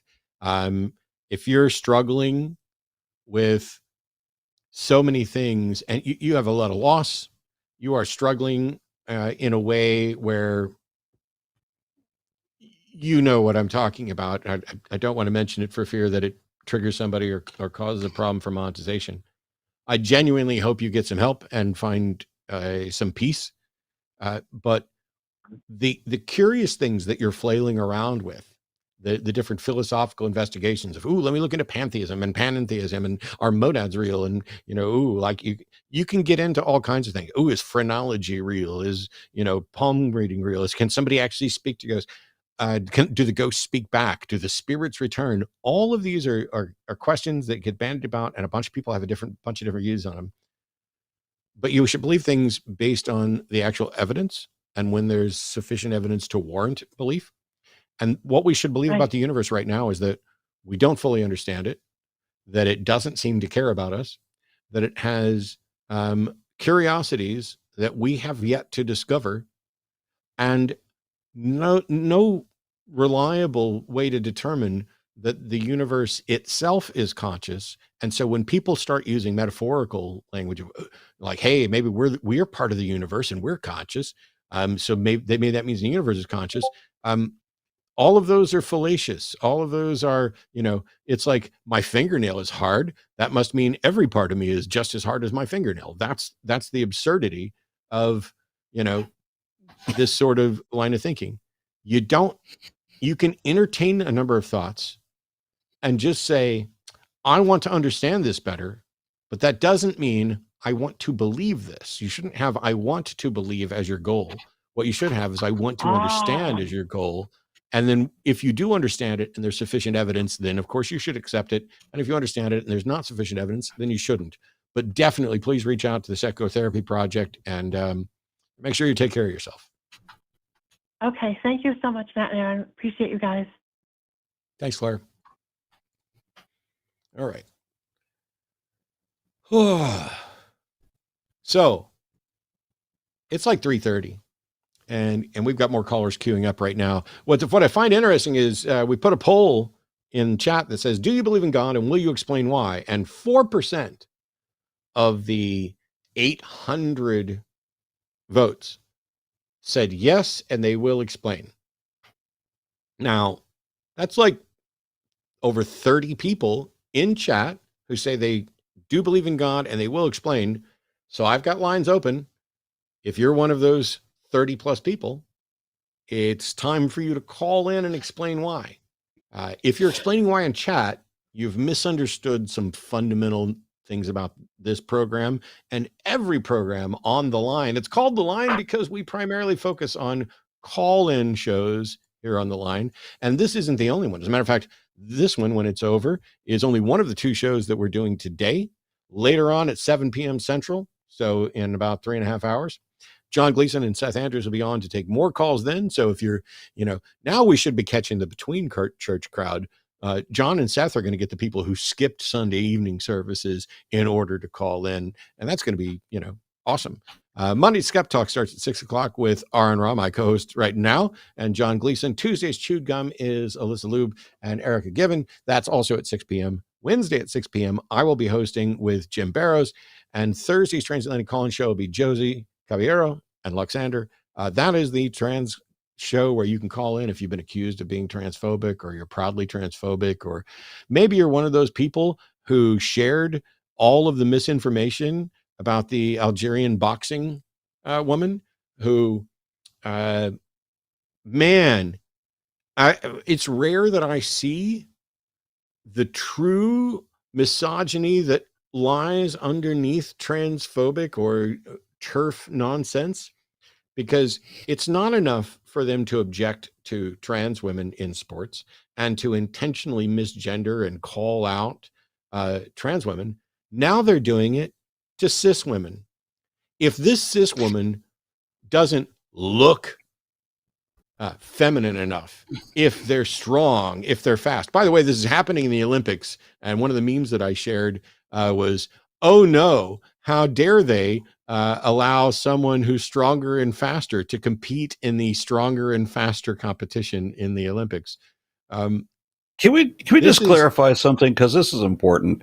50 years ago, this woman would have never been an issue.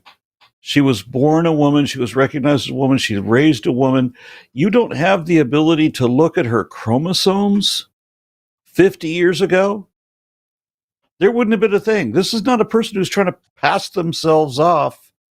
This is not the accusations that are being made. None of that would have applied. It's just the one justification is that they can say, well, she has unusually high testosterone, which again, 50 years ago. Which isn't even the case. Okay, which isn't even the case. Okay, well, I am misinformed then. But still, this is a person who is not in any, am I correct in remembering that this is not a person who is in any sense trans? Correct. Is That's just being accused. Yeah. This is it. So first of all, and it would be illegal because she's from Algeria, where it's illegal to be trans. So her birth certificate says she's a woman. Her family says she's a woman. Her government says she's a woman. Her opponent says she's a woman and apologized. The International Olympic Committee says she's a woman. And by the way, the things that she was excluded from for failing test is due to a medical condition, but nobody knows her chromosomes or needs to. Nobody knows her genitals or needs to. Well, somebody does. I mean, obviously. Well, then I was she more knows. misinformed than I thought. I had read just somewhere today that she had a chromosomal distinction, that one of those rare conditions. But that I'm happy to be misinformed. Yes. So that's the reporting, and it could be accurate, but it isn't relevant. What I find funny is that they're taking a woman who's a cis woman by all measures that should qualify, and they're just asserting that she's trans. And you know why? Because these hateful dipshits are like, dude, we can always tell. I can always tell. I can look and tell. I can spot. No, you can't. And that's what absolutely terrifies you. You've stumbled through some internet porn and been surprised by a penis at some point. You look at people and you're like, God damn, that she's hot. Oh, wait, you're saying she's trans? You get surprised all the time. You think you know, and you want to profess that you know, and you can always tell. You're full of shit. And what you're doing to this woman, and by the way, to other women in the Olympics right now, there's a rugby player who posted in tears the other day about being constantly referred to as a man. You are running around misgendering women. Good job protecting women's sports, you fucking douche nozzles. Anyway, we got some theist and callers here. I'm going to take this one just because I don't think it'll be too difficult for us to kind of hit pretty quickly. Dak in California, Pronsahiam, has a question about morals and ethics. So go ahead, Dak. You're on with Aron and Matt. Well, I just wanted to fill in something, if I could, that I hadn't heard brought up yet. First off, I want to state, in my opinion, I think it's a rather well-informed opinion. I hope I'm right. Regardless whether a particular moral is objective or subjective, and whether it's relative or absolute, what matters is whether it's a good moral. And morals, the distinction between morals and ethics is that morals are prescribed, and very often people are told not to test them, not to scrutinize them, as opposed to ethics have to stand up to scrutiny. That's the distinction between them. So to know whether or not an ethic, whether or not a moral is a good moral, first see whether or not it's a good ethic. Does it stand up to scrutiny? Yeah, I don't. My take on morals and ethics, one isn't a subset of the other. Yeah.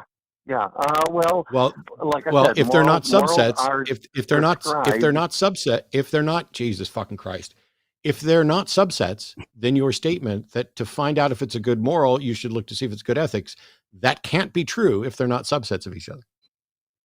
Good morals are a subset of good ethics. Bad morals are not a subset of necessarily ethics at all. Yeah, I reject that. Okay. Well, it's food for thought, and I didn't want to take up much of your time, but I wanted to just, throw that out there for thought. If you want to discuss it with me, I'm happy to stay on the line and let you do that. And if not, I'm happy to let you go on to the next caller. I think we're moving on to the next caller. All right. Hi, Aron. Good to hear from you. Yeah, that's fine. And thanks for having me on to say what I said. And maybe it'll be helpful and maybe it won't. But food for thought.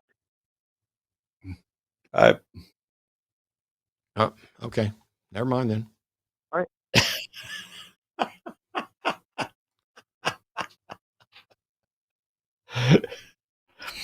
I am always fascinated when theists bring up the morality argument, because I'm talking about what the thing about morality when theists bring it up. I mean that is their favorite argument, and I never understand why, because I don't understand what is it about religious belief that you think makes one more, because it's their favorite argument.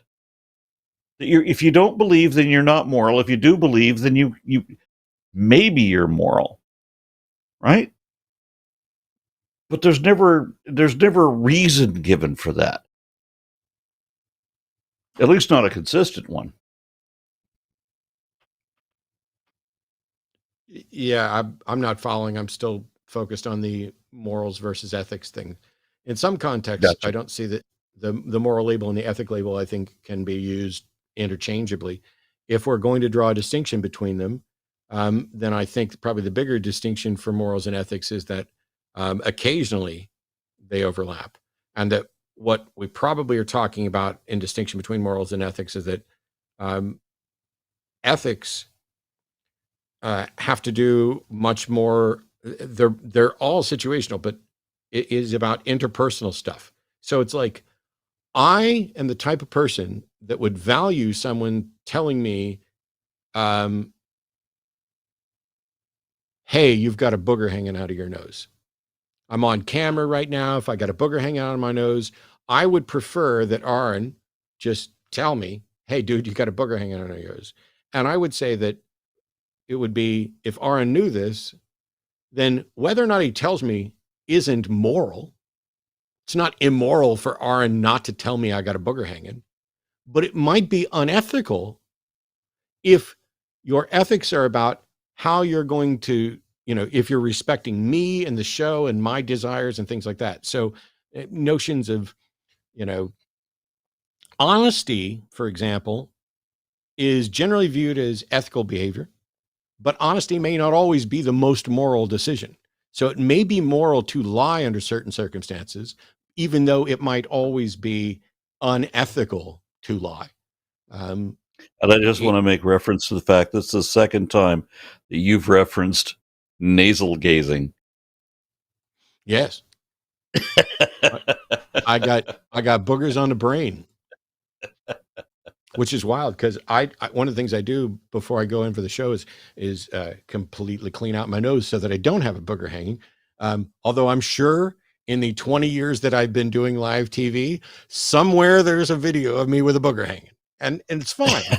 It's not like virtually everybody else has had a booger hanging at some point. We all know what it's like, but I'd like to know, because I'd like to not, be sitting here representing the show and the atheist community with, nostrils hanging and waving like, hey, let me tell you about morality. Here's my nose.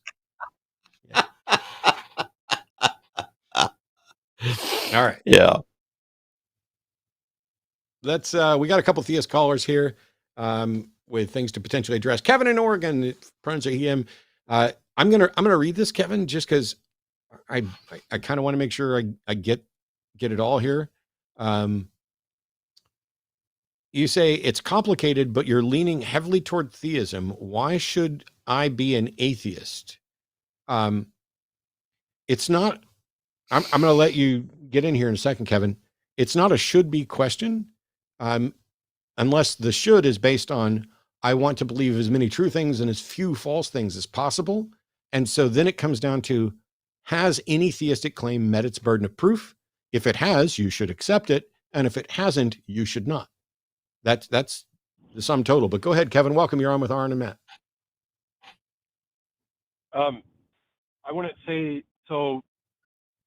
I'll respond to that. I would say that this isn't a propositional claim. This is more of a properly basic belief sort of claim. This is something that then I'm not interested. Experience. Right, I know you're not, but then why did you call? Then why did you call? Then why did you call? Then why did you call to present something that I'm not interested in? Well, because I want to challenge you on some of the things you say that are demonstrably No. true. It says here that you're leaning heavily towards theism. Why should you be an atheist? I answered that question. Right. If you think that theism is properly basic, then you should be a theist. But I don't. And that your belief that it's properly basic did it one time, is though, your right? your police. No, I didn't believe it was properly basic. I believed it was true. Why did you believe I'm before? an evidential. Why, I'm an evident. What? Go ahead. You're interrupting me. Go ahead. Ask your question again. Sorry. No, I don't mean to interrupt you. I thought it was should interrupt because I don't wanna need an know explanation. Just why did what? Why did you believe it before? I was convinced it was true. But for what reasons? I have lots of reasons. I'm not going into them. I said I didn't ever believe it was properly basic. My reasons for believing in Christianity are irrelevant, just like my reasons for believing in witchcraft are irrelevant. The evidence is no longer sufficient to believe that those things are true. That's it.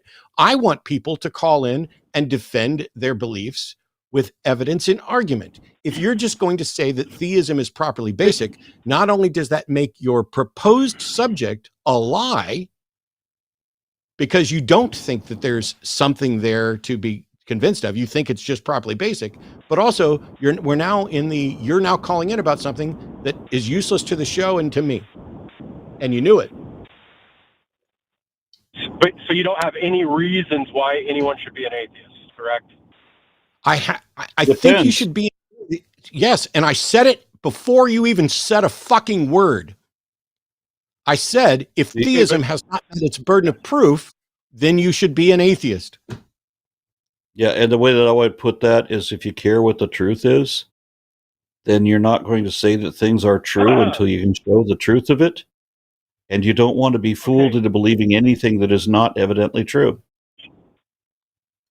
Okay, so a lot of people had arguments about time came along. They were all wrong. Arguments are apes making noises. It doesn't matter. It has nothing to do with it. No, Kevin. We're talking about whether or not theism, the claim that there's a God, has met its burden of proof. You think that theism is properly basic. I don't. Apart from outside of it being properly basic, do you think that theistic claims have met their burden of proof? That's a tough question. It's not something that it depends what your burden of proof means, I guess. Kevin, I can feel in me that God exists, but logically, I don't think he does exist. Logically, okay. So I feel stop talking. There's so many things you cannot demonstrate that you believe. Stop talking so I can address this. Okay. I don't know why you don't stop. So you're saying you don't think that there's a logical demonstration for theism, but you feel it, right? Feel would be the word I would use. But it's the word you fucking literally used 35 seconds ago. It's the word you actually used. Why is it? I'm going to mute you so that you don't dare fucking interrupt me again. Listen very carefully. Why is it that you can say something, I can point out what you said and try to get you to assert that as clarity, and then you come back to reiterate shit in adding time and distracting? Just answer the fucking question, Kevin. Are we clear?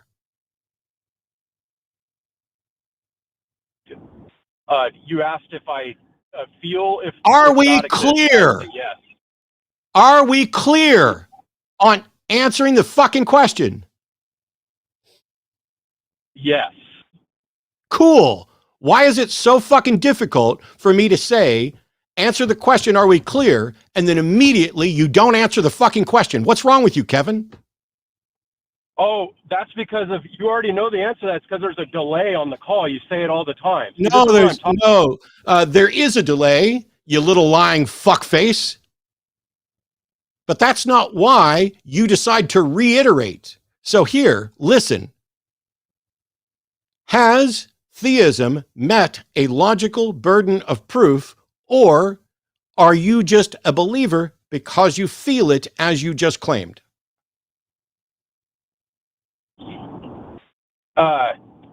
I don't just feel it though. I know things that you cannot. You know things that you can't demonstrate. All sorts of things. It's Goodbye, Kevin. Sort of By feeling. definition, Goodbye, no. By definition, no. If you can't show it, you don't know it. You may think you know a lot of things. You may think you know. You may think you know. You may think you may think you know where you put your keys, and then you find your keys in the bathroom sink where you forgot that you put them. I didn't know what I thought I did. So yeah, when you can demonstrate it, then you know it.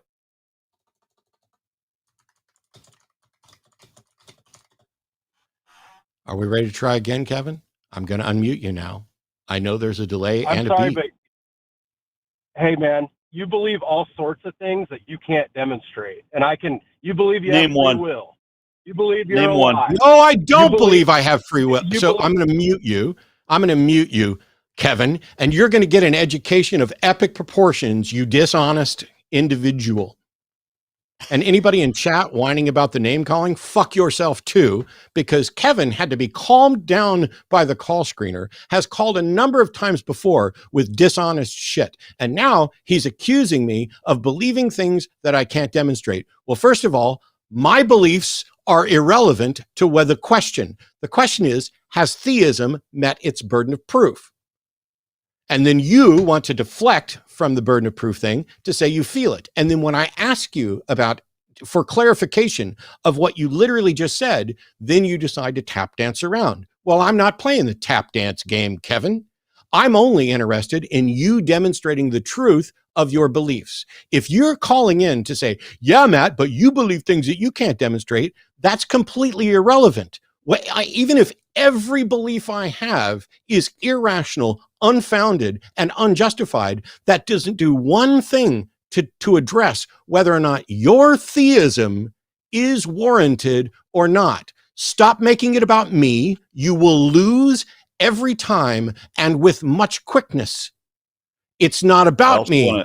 It's about you and your claim. Go ahead, Aron. Well, I also want to add that he made the allegation that you and I, believe things we can't demonstrate. I am not aware of anything that I believe that I cannot demonstrate. And I don't think he could list one. Well, he tried to list one and started with free will. Can you demonstrate that, Aron? Can you demonstrate that, Aron? What you just said? Can he demonstrate what? Can he demonstrate what? What you just fucking said? What you just fucking Yeah, said? let's do it. Tell me something. Hey, shut the fuck up. Call guess what, yourself Kevin? down. Hang on, Answer the question. Hang on, Kevin.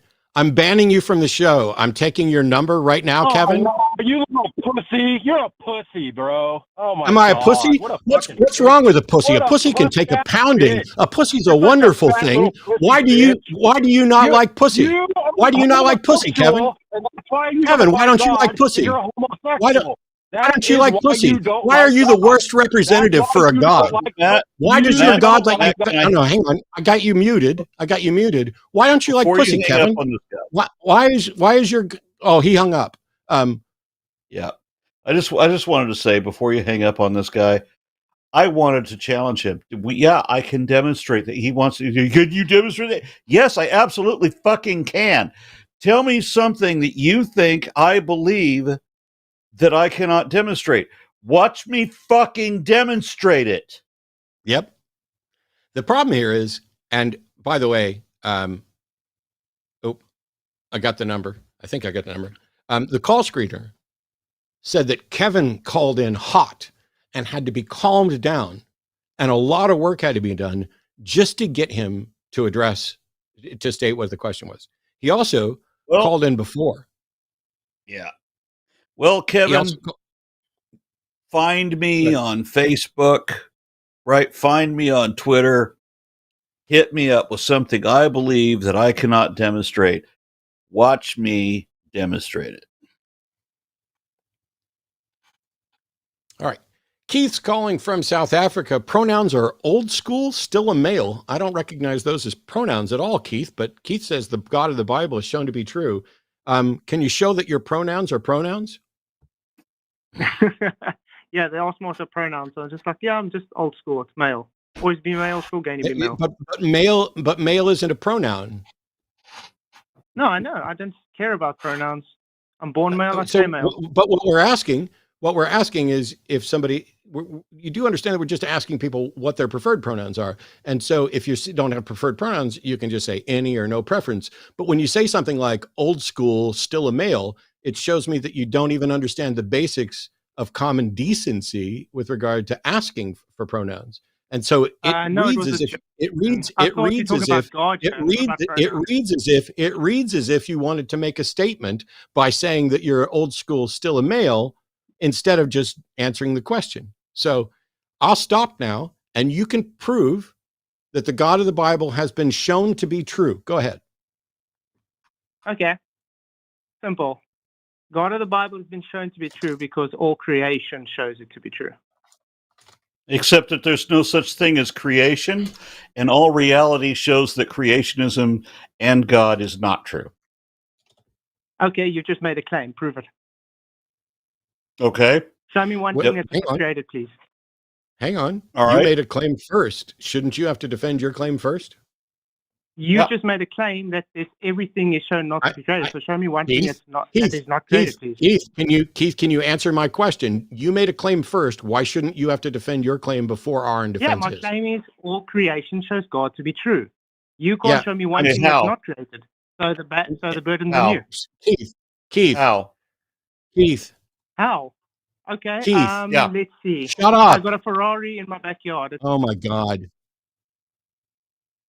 Keith, you made a claim first.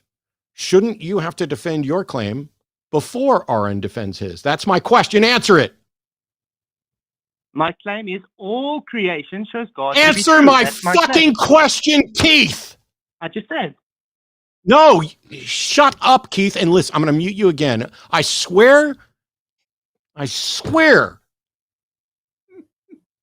I've asked a fucking question. Listen very careful. English, motherfucker, do you speak it? This is a yes or no question. What the fuck is wrong with you people? Here we go. You made a claim before Aron made his claim. I'm going to unmute you and ask the question. Shouldn't you have to defend your claim first? Yes or no? Yes, and my claim is Cool. all creation. No. It's a yes or no, not yes and. I'd like to actually get to this. So would I. I want to really hear would. how anything in creation points to God. Here we go. Keith claimed all creation shows that it is true that the God of the Bible exists. That is your claim. Yes or no? Yes. Cool. Okay. Now, all we need to know is is there anything that exists that is not part of the set that you've called all creation? Sorry, say again? Is there anything that exists in reality that is not a part of the set of things that you are calling all creation? No, everything is created. If the foundation is created by hang God, on. everything that comes after is by Keith, default. these are yes or from no the fucking creation. questions. I swear if you answer You want anything me to other than yes or want no me to these answer yes or you, no I'm fucking... answering you. This is Shut how the debating fuck up, works, Keith. man. Okay, I'm going to mute you, and I'm only going to unmute you long enough to say yes or no. I don't know if you're stupid or what, but I'm asking specific questions that clarify your position so that everybody can understand exactly what you're claiming. And then once we've established that, I will then allow you to defend that position beyond a yes or no. Do you understand? Yes Okay, or no? again? Yes, try again. So you're saying that all creation shows that the God of the Bible is true. And my question was, is everything that exists in reality part of the set that you're saying is all creation? Yes or no? Yes. So this towel that I'm holding is part of creation. This comb that I'm holding is part of creation. And this piece of sand that is on my desk is part of creation, correct? Yes. How does this piece of sand demonstrate that the God of the Bible is true? That's not a yes or no question. You may begin your defense that this piece of sand proves that the God of the Bible is true. Thank you. Because of its molecular structure, it can only be created. Nature can't create itself. How do you know? But if nature always existed and was never created, then it didn't create itself. That would violate the first law of thermodynamics. Wait. The first law of thermodynamics only implies inside the universe, not outside. Yeah, and it also says that matter cannot be created or destroyed. So our position is that it wasn't created and won't be destroyed. So you are arguing for a position that violates the first law of thermodynamics. Yours is the one. No. You need to defend your violation of that first law. We're not violating it. You are. No, you're trying to reverse the burden onto me. You just claimed that your uncreation is not violating the first law of thermodynamics. Yeah, if the first law of thermodynamics implies that if the first law of thermodynamics implies that matter cannot be created, if the first law of thermodynamics implies that matter cannot be created or destroyed, and we maintain that matter was not created and will not be destroyed, then we are in perfect concordance with the first law, since material energy, since the singularity pre-existed even the beginning of time in most models of cosmogony, then there was never a point when there was just nothing. There was never a point when there was a creation at all. Matter and energy were not created, but you are maintaining that they were. So you are violating the first law. You have to justify your violation of the first law of thermodynamics. Don't blame it on us. You're the one doing it. Okay, I'm going to tell you again. You claiming against the first law because you claiming no. We are concordant with. You're the one. You're the one saying. You're the one saying that matter and hello. You're the one saying that matter and energy were created. We're saying they were not. It doesn't matter because the first law of thermodynamics. Stop. It came out of nothing. Stop. It doesn't matter because it doesn't matter. We don't believe there was ever a point. We don't believe there was ever a point when there was just nothing. You believe that. You believe in creation ex nihilo. You're the one who believes in creation ex nihilo, not us. Don't blame us for your flaws. No, I believe in the creator. You see, this is where you guys have a category error. You trying to take your natural... No, I'm going to mute you. So this entire discussion about the first law of thermodynamics is irrelevant because it cannot apply to the origin of the universe. It only applies within the system. So everything that's been said about the first law of thermodynamics is completely irrelevant.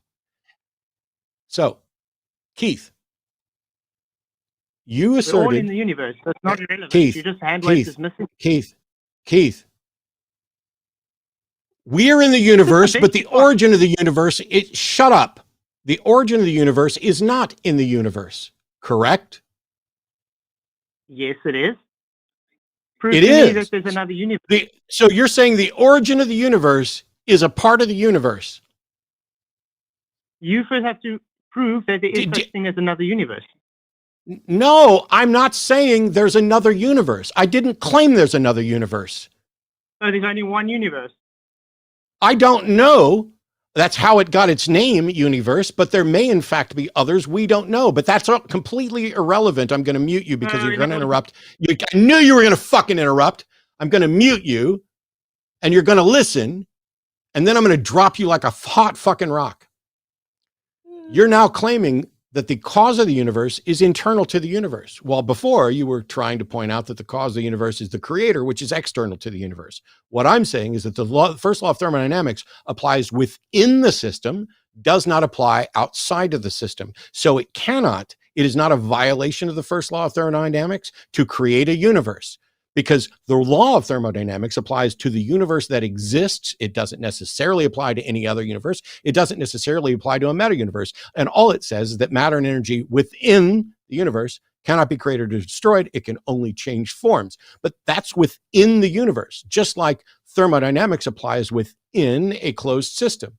And if there's some external source putting something into the system, that is how you address that. Here's the thing. I want my answer to how a grain of sand demonstrates the truth of the God of the Bible. Go. Easy. It's in the universe.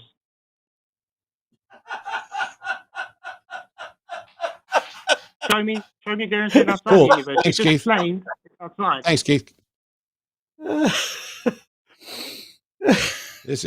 I've hit the end of my frustration. So first of all, I'm going to back up. So I'm just wondering, First of all, I'm going to back up. Okay. My apologies to everyone for the extra heat today. I have reached my fucking limit for people not answering the question, not arguing honestly, pulling up fucking distractions left and right that aren't tied to the thing.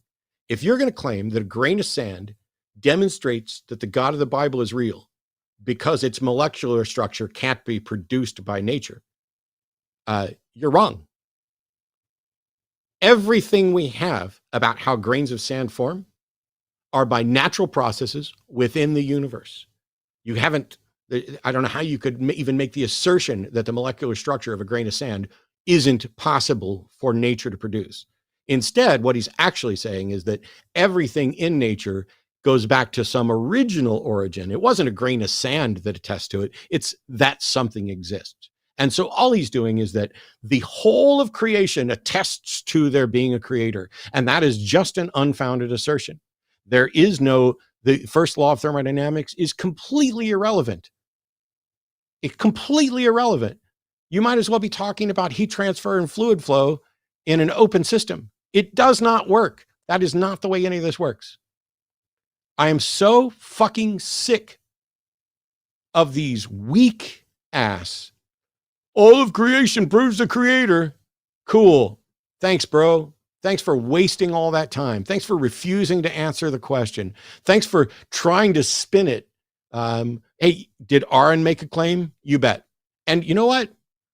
If Aron wants to actually defend his claim that everything in creation attests that there isn't a God, he can do that. You want to? We got time. I think I could. How does this grain of sand prove there isn't a God? If we look back to the formation of chemical periodicity, which I realize is just a theory, we have interestingly, Fred Hoyle was the one that came up with what was it, stellar nucleosynthetic theory. And Hoyle was not a fan of evolution. He didn't know fuck all about evolution. He was a complete idiot when it comes to, biology and phylogenetics and such. And he always used creationist arguments. He actually believed in a form of creationism. He thought that new hydrogen atoms had to be constantly created by an intelligent designer, even though he described himself as an atheist. But he came up with stellar nucleosynthetic theory for how, in the early formation of the universe, how we formulate these different chemicals, which of course then coalesce into planetary accretion theory, which was devised by a handful of other people. So how we get this like massive ball of different materials on the Earth, and there's no need for a magic intelligent being to have orchestrated anything anywhere.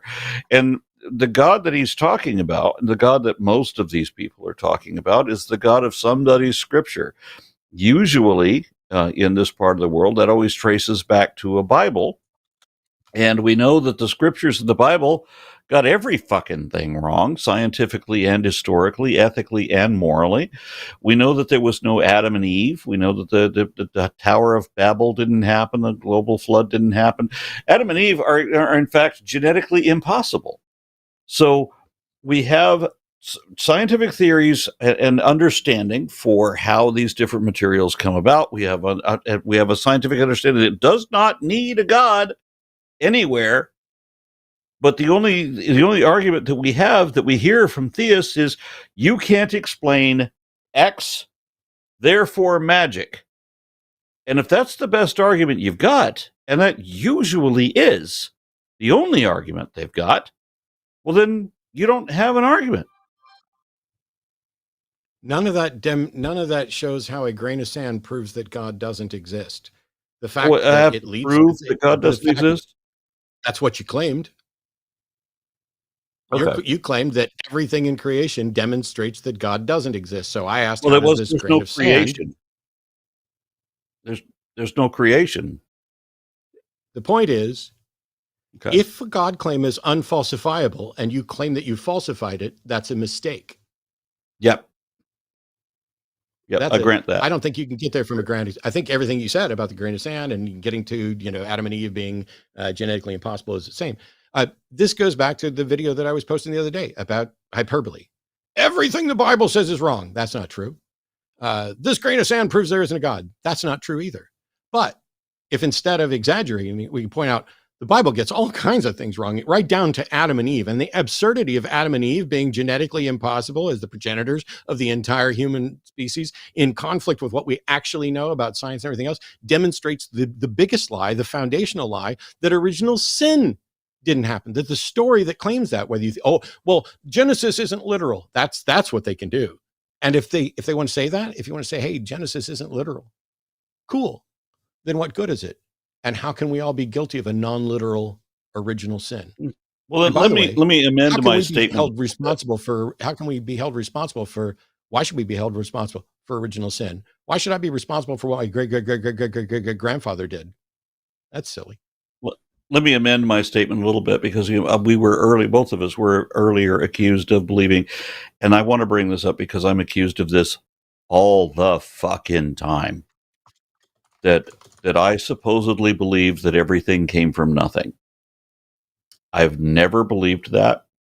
I don't know any atheist alive who believes that. I'm not even sure that Stephen Hawking believed that. I mean, he made statements that kind of alluded that way, but Lawrence Krauss doesn't even believe that, and he wrote a book called "The Universe from Nothing." Yeah, that was the fun part. Quit accusing me of believing what I never believed, but that you believe. Quit accusing me of believing what you believe, as if it's a ridiculous thing to believe. As if it's a ridiculous thing to believe, then stop believing it. Don't accuse me of it.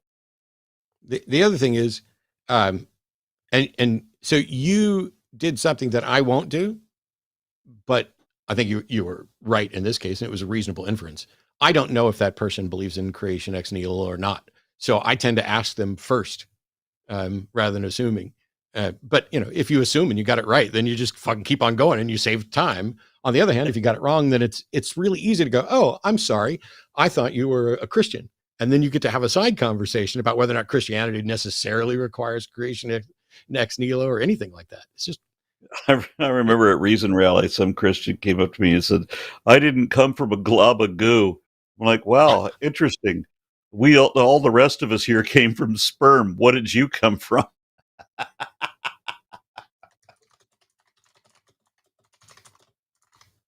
One second.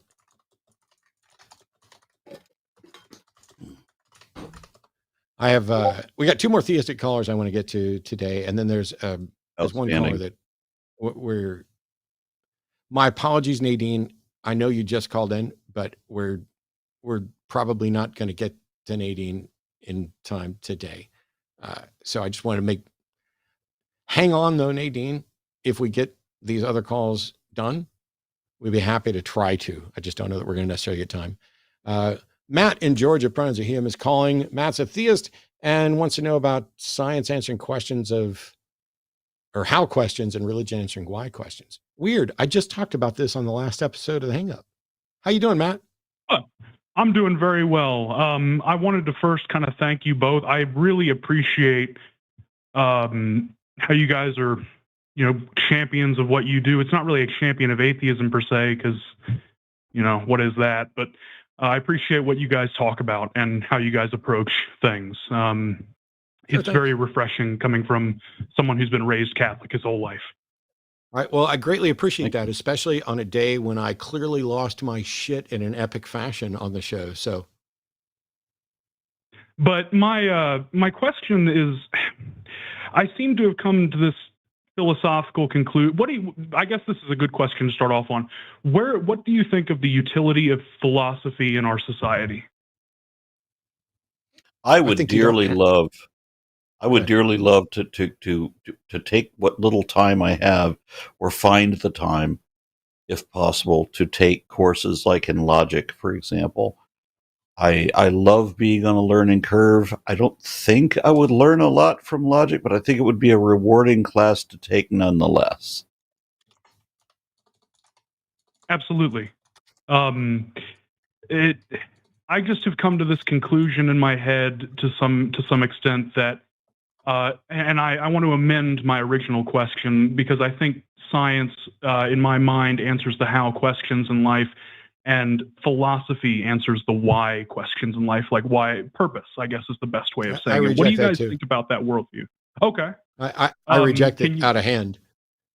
Okay. Give me a single question that I couldn't rephrase as a how question, from a how question to a why question, or a why question to a how question. We're looking to try to understand, and science is a demonstrably reliable path to the best understanding we have. And okay, you've changed it from religion to philosophy. You don't have science without the philosophy of science, without the foundational consideration, without things like falsifiability, without concepts like testability. Those all came from philosophical ponderings, applying logic to exploring the world. That's all science is doing. Religions, the reason your question about how and why makes a little more sense with religion than philosophy is that philosophy directly leads to science. Religion doesn't. And what I think some people are trying to do with religion is say, ooh, science tells us how things work, but religion explains why there's something to begin with. Except that religion doesn't offer an explanation on that. It offers an unproven assertion that may be untestable and unfalsifiable. And I'm not aware of any how question that can't be rephrased as a why, or a why question that can't be phrased as a how. I could probably do it with a when. I could maybe even do it with a when and a where. Hell, watch Jeopardy. You'll watch people turn how questions into why questions on a regular basis on Jeopardy. Okay. I see where you're coming from, and it makes sense. I kind of want to concede that maybe it's a misunderstanding of philosophy on my part when rephrasing my question. It's not just you. It's a big thing. And this is a common, this is what happened is somebody came up and said, ooh, Stephen Jay Gould, who he came up with this idea of non-overlapping magisterium, that science is supreme in its bailiwick and religion is supreme in its bailiwick, and the two don't conflict at all. Except that I'm not aware of any religious claims that aren't claims about reality. Like, if you want to say there's a God that exists outside of reality, okay, cool. We can't currently explore outside of reality. And so the question then becomes, how do you know this God exists outside of reality? Well, how did you detect this? Because science can't detect that. Science can't even explore that. So what's the method that allows you to explore that? And if the God interacts with reality in a detectable fashion, then all of a sudden it is a scientific question. Okay. This is starting to make sense. And I told the call screener as well, my primary goal here is to learn. I don't want to come here with because I know very little. I don't want to come here with this brilliant assertion that I think I've changed everything like a few of the other callers have, and come at it with this ego. I want to learn, and I feel like this has been enough to chew on for a little bit to kind of consider what I think about it. Sure. And if you come up with a better way, or if you come up with something I missed, call back and say, hey, we talked about, science and religion and what they're trying to answer, and I think I have a new take on it, or a different thing, because basically everybody keeps coming up with the same old take. And I'm like, absolutely. Yeah. If somebody says, hey, how does Mendelian genetics work? And so science comes up with a description that is based on the concepts of genes. And here's just a quickie thing, which is really weird for me to be giving this lecture with Aron here. But if you have a genetic trait that is recessive, you have to get it from both of the parents, or in species with a parthenogenic possibility of reproduction, you're basically going to get a genetic clone of the mother, so you can do it that way. But that's kind of a duplication anyway. But generally, for recessive traits in Mendelian genes, you need to get it from both of the parents. That's science's explanation for how I can end up with an albino snake after pairing two snakes that weren't albino, because they carry those genes and they passed them on, and it changes the phenotypic presentation of it. That's all science. If somebody said, yes, but why does that work? Well, I don't understand what that question is, because I can take that question of why does that work and say, how did it become the case that this is how it works? Or when or where in our history did it become the case that recessive traits, began to exist? The question that people often present as the why, it is something that I think is probably best viewed as a deepity, a la Dan Dennett, where to the extent that it's true, it's trivial, but to the extent that it's profound, it's false. And so it's like, yeah, but there has to be a reason, like somebody must have decided this is how Mendelian genetics should work. No, that's one of the key things about evolution, which is why Aron's face lit up and there was a smile, is evolution doesn't give a fuck. Evolution isn't a top-down guidance. Hey, I'm going to steer you. I want to make humans, so let me go through these 23 things. That's not how it actually works. And so to the extent that religion might be asking a question of why is this the way it is, it may be asking a question that doesn't have an answer and isn't even the sort of question that could have an answer. Like there's not a why, why is fire hot? And it isn't always hot. That's very interesting, actually. I honestly, I'm going to have to chew on this, and I will definitely call back once I have a more structured opinion on it, for sure. Sweet. And I might be full of shit. Other people might have better takes on it. So look around. Absolutely. Thank you guys so much. Thanks, Matt. Aron Ra. It's so funny.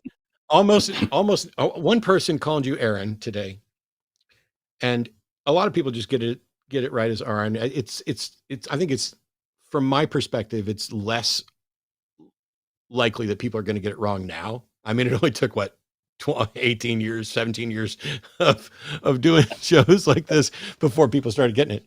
But I also, you just show up as Aron at the bottom of the screen without the raw, and it stuck in my head. Basically, Lalandra sent me a message, and I was like, Lalandra, Aron Ra. It's like there's a rhyme. It's I don't know. That's the way my head goes sometimes. Yep. There's my completely non-funny moment in retaliation. Jay in New Jersey, a theist caller, has a question about atheist degrees and Christian universities. What's going on, Jay? I don't understand the question. Can you hear me, Matt? We hear you. Yes. Good. I've been on your show in the past, and the reason I'm asking is because, to me, it does not matter whether I can prove the actual existence of a God, but what I see is, like, I am from India. Actually, I'm from Pakistan. I'll say I'm from that part of India which is called Pakistan. And what I see is, before the Britishers came there, the common man was, a condition was that he was a peasant at the mercy of the landlords, be it a Hindu or be it a Muslim or whatever. And then the missionaries came, they built schools, and what for the common man. And today, India is leading in the software technology because of those schools and colleges and, of course, further development. But what has the belief of the missionaries done is it has spread education to the common man. So we have to take the pluses of believing in a God and say, okay, it did work for the common man. Today, man has progressed because of education. And most of these educational institutes have been put up by God-believing people, So I think so we have to accept that we have there's a positive aspect of religion, and of course the excesses of religion where people have abused it, and I'm not talking of that. I'm talking of the positive things which come out of religion. Like I say, even secularism. Actually, if you look at the Bible, it is Jesus who is teaching secularism. Like he's saying, if you come to the altar and pray and find that your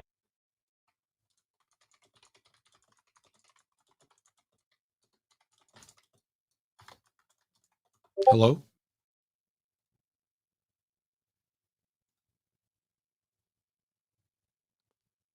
Jay, I think you timed out. I think you may have to tap your phone on the web browser. Jesus. hello, We did. Are you there, Jay? I can hear you. Okay. Yeah. So you're We hear you calling again. you're calling in using the web browser, and you seem to be probably doing it on your phone. And what tends to happen is that phones, after some period of time, even though you're talking, it doesn't know you're on a call because it's designed to work with phones. It doesn't know you're in a web browser on a call, and your phone falls asleep, and then we can't hear you. So you need to just be aware of that and constantly make sure that your phone, you're still connected to the web browser. I don't understand what point or question you're making. Can you kind of summarize?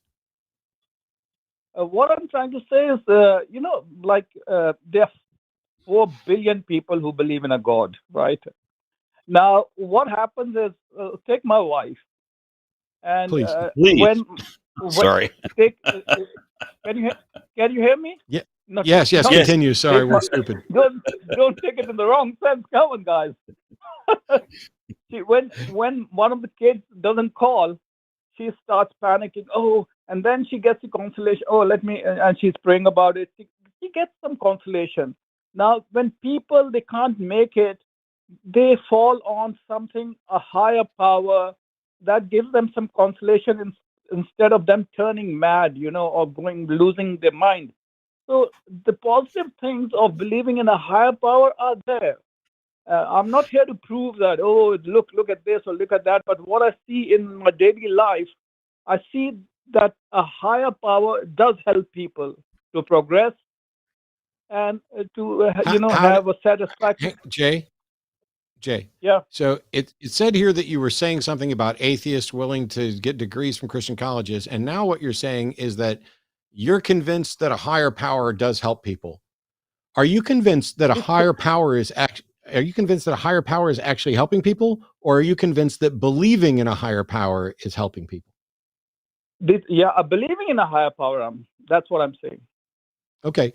I only care if the higher power actually exists. Do we have good reason to think that a higher power exists? Now, do you believe that believing in a higher power does help people? Yes. Okay, so that is sufficient. I don't have to prove that. No, it's not. No, it's not. And I hold the opposite position.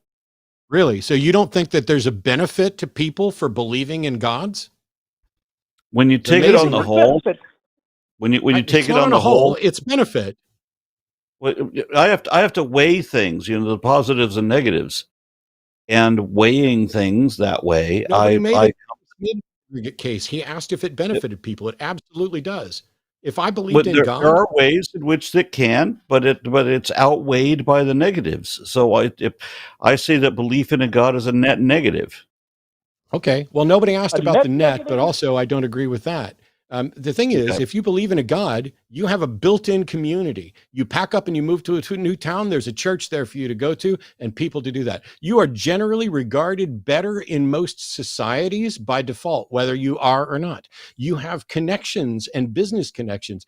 Religion has prospered and thrived because it provides real benefits to people, even though also there are negatives. Now, if you want to talk about whether the case is aggregate or not, I'm not sure. I think there's definitely some religions are going to be a net negative, especially if they lead and end up in like a Jonestown type thing. But for most people in their daily life, it's probably going to be more positive than not positive. My point in asking the question was, it's about that they believe provides them benefits, but the benefits aren't because their beliefs are true. It's because they're shared, and that makes them part of a community. Now, that part I would agree with, yes. Yeah. So Is Jay, is that not enough? No, it's not enough. You know why? If everyone in a given community believes the same lie, and so they are all copacetic with each other. Here's the thing. Here's the knockdown argument, and somebody's going to be like, "Oh my God, he did that." Here we go. If you lived in Germany under the Nazi regime, would it be beneficial to you to be a Nazi? Now, do Nazis believe in a God? Jay, that's not fucking okay. Take it easy, man. Yes, Take it easy, man. yes, Jay, yes, Jay. The Nazis literally had God with us on their fucking belt buckle. But whether or not they believed in God is irrelevant. I'm talking about whether or not a belief and an identity is beneficial. If you were in Nazi Germany, would it be beneficial of you to be a Nazi? Of course not. No, it would absolutely be beneficial. If you're not a Nazi, you get fucking killed. Okay, in that sense, yeah. I mean, but if you're believing in the wrong, to kill other people, then you're not believing in a God, but something. I didn't say anything, Jay. I didn't say anything about believing in a fucking God when I talked about the Nazis, did I? I'm talking about whether or not having an identity based on a particular belief is beneficial. It is incredibly beneficial to be part of the primary group, even if the primary group is a bunch of shithead, murdering, bigoted, fascist fuckfaces. It's beneficial to be part of that group. That's the point. And it rebuts your point because you're asking, isn't it enough that there's a benefit? And the response to that is, wouldn't it be enough to be a Nazi? But why you bring up Nazi? We are talking of the It's a fucking analogy, Jay. Do you not understand what a fucking analogy is? Yes, he brings up Nazis because it's making. He's bringing up Nazis because it's a valid counter argument to the point you were trying to make. Contemplate what he's saying. I genuinely don't know what's going on. Jay, Jay, ahead. you've been on mute. Okay. Your point was, isn't it enough that God belief is beneficial? And my answer is no. I care about whether or not it's true. I don't just care about whether or not something's beneficial. There are plenty of things that are beneficial that are actually also, as Aron was pointing out, an aggregate negative for yourself or for the world. Because it's excessiveness. They are not negative, but there's excessiveness over there. I give up.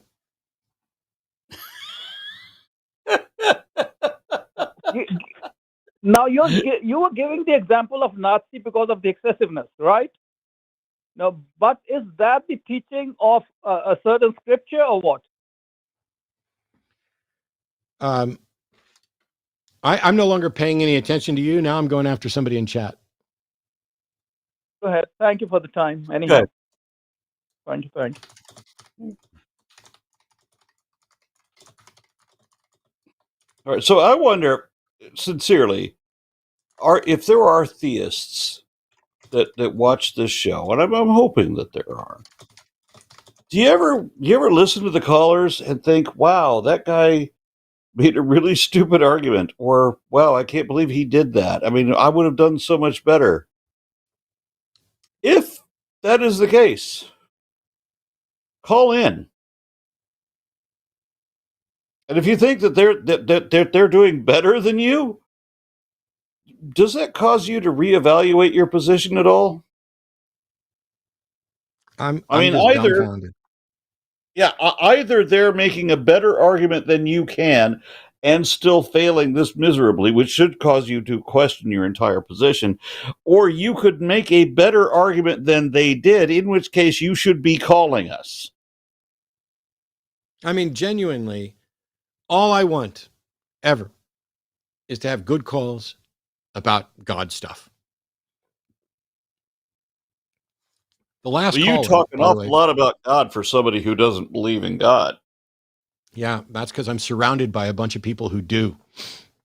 I wake up in bizarro world every day. But Jay called in to say, are atheists going to give up the degrees they got at Christian universities? That was what the call screener put on there. By the way, huge thank you to our call screener, despite the fact that today was not good calls. Let's just be honest. Today was not good calls. There were good calls on some of the more recent shows here. I've been excited about some of them. This was not good.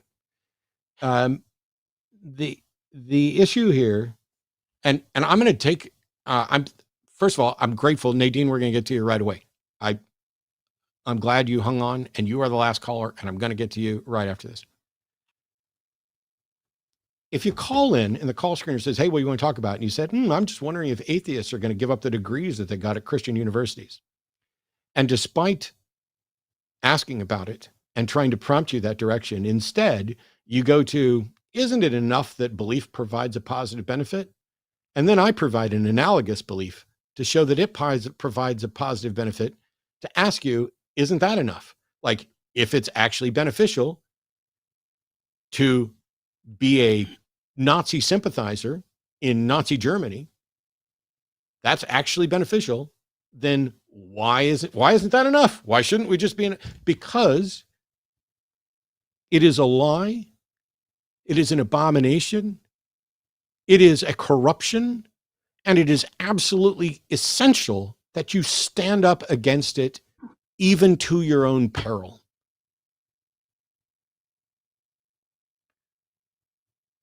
Why did you go to Nazis, Matt, when we were talking about religion? Because religion is also deserving of being opposed to our own peril. I will do this until the day I'm dead, or the day somebody finally stops being a douchey, troll, edgelord, neckbeard, basement dwelling, black pill piece of shit and defends the actual proposition that they fucking believe in a way that demonstrates to me that I am in fact wrong and there is a God somewhere.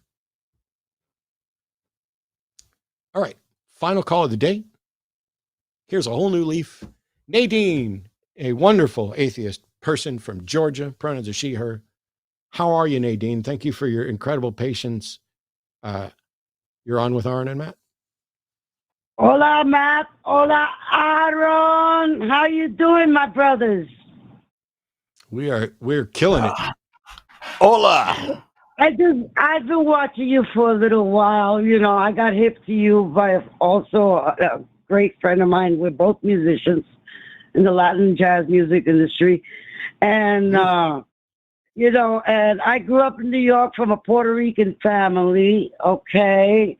And being Hispanic, you know, that they're into every freaking religion there is around the neighborhood. As a child growing up, my father didn't believe in anything. My mother was always cursing, you're going to hell, you're going to hell, blah, blah, blah. And every Sunday, you know, they would make us go. If I was with my grandpa that Sunday, I would end up in the Episcopalian church. Or if I was with my mother, I'd end up in the Catholic church. If I was with my other grandmother, I'd end up in the whatever, the Hallelujah, Pentecostal, whatever. And and my father would get pissed off because he was a musician. He worked nights. And on Sundays, here comes the whole family to go to church. And everybody would call him a heathen. You know, tú vas pa'l demonio, tú eres blah, blah, blah, blah. Okay. Thing is that one day, we're coming home from church. I must have been between 9 and 11 years old. I'm not quite sure. And as we're walking home from church, mind you, it's a small neighborhood. I was from Lower East Side, Henry Street, which also was a Jewish community. And we're all walking home from church, all coming from, you know, there's a church in every freaking block, all different religions. And as we're approaching my home, my block, which was Henry and Jefferson, they were beating up a junkie outside. Now, mind you, here we are coming because some people went from 10 to 11, other went from, everybody came out. Kill that son of a bitch. Kill Mátalo, Mátalo. Here, all these nice people that just came from church. This freaked me sorry. It you can just say freaked fuck. me out. I was a kid, and I ran home to my dad. I ran home to Daddy, and I said, Daddy, they're beating up, I don't remember his name, but we knew him. And my father went downstairs, and he saw that, and he went, and they, between a couple of guys, they stopped it, blah, blah, blah, blah, blah, blah. Thing is, that my father started yelling right there, all you son of a bitches just came out of church, and this is what you do? This is what you allowed to happen? When have you ever seen the priest out here with a plate of food? Because my father used to cook. Because my mom used to work in daytime in the factory, and my dad worked nights in the music business. So I was always with my dad. My dad used to cook, and he would put in these 3 things with him, the metal things where you used to put food in the whole time. I'm 70, by the way. This was in the 60s. He said, here, go take this to Paulie and this one. These were the neighborhood, because we also lived near Bowery. The neighborhood hobos, And he would feed them every day. Say, when do you ever see the priest after he collects all the money with food out here for these people? And that got me thinking a lot, and I was a kid because I saw that it was true. And what do I know? I'm 9, 10, 11 years old, and I'm seeing all this shit. Well, anyway, my father, when you die, you're going to hell. When I die, throw me in Potter's Field. I don't give a shit. I'm not going nowhere. I'll be dead, And, all this, I'm growing up with all this crap. My teen years, I was a teen mom, blah, blah, blah. I grew up with my family, I was living with my mom, boo, boo, boo. And, I never went to church after that time with my dad, but went back, or my mother was always fighting with me and blah, blah, blah. But when my kids were born, being that I lived with her, she insisted on baptizing them. She let I let them do that. But they, and through my life, for all the recovering addicts that call you and say that without the Lord, they couldn't have cleaned up their act. I've been clean for 35 years, and I was a heroin addict because I was in the music business. And no Lord came down to me to help me. I needed to do it. Every freaking program was based on the 12 steps, this step, that step. None of them helped me. None of them until I decided. And I tell you what. Long story short, here I am, 70 years old, still active in my music business. And my kids are religious, they accept, whatever. I accept, hey, you're having a ritual? Okay, I'll go just to be with the family. They know, they accept me. I just wanted to let you guys know. No, I appreciate it. You said you're 70? Yeah, baby. Fucking A. So first of all, for the people in chat who are like, hang on, we have a 70-year-old atheist calling. This isn't going to be a contentious call. This isn't going to be a debate. Why are we taking this call? I'll tell you exactly why we took this call. And huge thank you to you, Nadine, because there's a lot of people out there at different points in their deconversion, at different points in their ability to be out and public. And I think it's wonderful to hear from someone who found their way out, reached their views about religion and theism and atheism at a young age, and has lived a life and has shown how to be tolerant, how to raise kids that they get along with, even if they disagree about religion, how to beat substance addiction without having appealing to a God, and to focus on the things that you love, your family, making music, and living a life.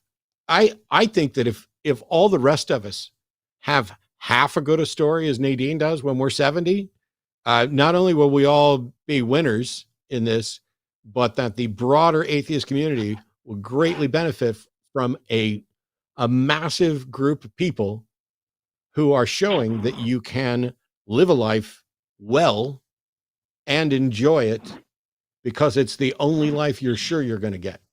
So And The Josh, older thank I you. all the got, way Matt, through, really quick.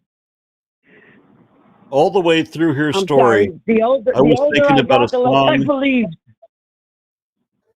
All the way through her story, I was thinking about a song by Rolling Stones that would have been when I think Nadine was 28 when that song came out.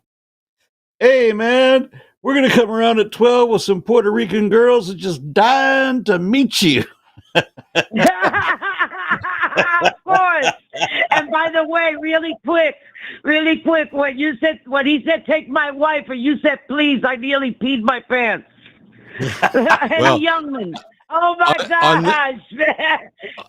On that note, Nadine, I'm about to pee my pants already, because Aron and I have been doing this show for nearly 3 hours, and I drank a big glass of tea. So I thank you so much for calling. We're going to You wrap up gotta here. go. You gotta do it. You gotta go, baby. Thank That's you. right. I've been down to talk to you for a long time. Thank you for having me, man. And anytime you need to laugh, call me up. You bet. I got your number now. Thanks, Nadine. We're going to wrap up here. I want to make sure we get the final bit of announcements in. I know I've done it a couple times already. This is the Sunday show at 2 p.m. There's a second Sunday show tonight starting at 7 p.m. So in 2 hours and 10 minutes, you can come back for less yelling, because I can pretty confidently say that John and Seth are less likely to lose their shit over people refusing to answer the question. But honestly, I kind of hope they do just a little bit at some point, because I think it's fun. Well, that's even where if I it's have the frustrating. advantage over you, Matt, because I have never lost my temper in any of these altercations with believers. True story. I will just say that's clearly not an exaggeration or a lie. Aron is the most upstanding and has never yelled or been even remotely flummoxed or perturbed.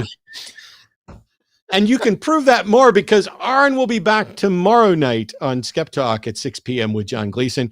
Tuesday's Chewed Gum is going to be Alyssa Ljub and Erika Gibbon. I'll be back on Wednesday with Jim Barrows, who, by the way, is pretty much just a calming influence on me. So I think Wednesday will just be me and Jim just kind of high-fiving in a virtual sense across a field of peaceful calls where people actually answer the fucking questions. And then on Transatlantic Call-In Show Thursday at 2 p.m. Central, it's going to be Josie and Luxander. Thank you so much for tuning in today and for the questions. I know we got pretty high peak there despite not getting as many theistic callers as we would like to. Aron, do you have anything that you need to announce that we need to get to before tomorrow's show? This weekend, I will be in Sarnia, Ontario, Canada, for BajaCon, and I will be there with Seth Andrews and a host of other people, David Fitzgerald and a bunch of other people that I'm going to be so happy. Forrest Valkai, who I've never actually been in the same room and been up, to tap him on the shoulder or buy him a beer. This is going to be my first time to do that. And I'm really excited for it. If you'd like to be there, look up BajaCon, BahaCon. And get your passport. I'm hoping to eventually make it to BajaCon, but I had health issues and had to cancel once. I still got stuff that I need to do for them. I have to get my passport renewed because it has expired in the interim there. Yeah.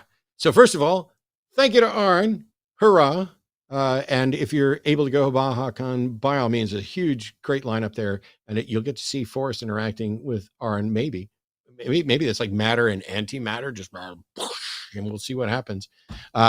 Morgan, thank you so much for producing today, especially since I'm used to just sitting here doing it with Arden and assuming that the person producing is down the hall where I can fix stuff. Morgan jumped through a tech hurdle right in the last couple of minutes before the show. And I guess we also need to thank Jimmy Snow, who runs everything and jumped in to fix it.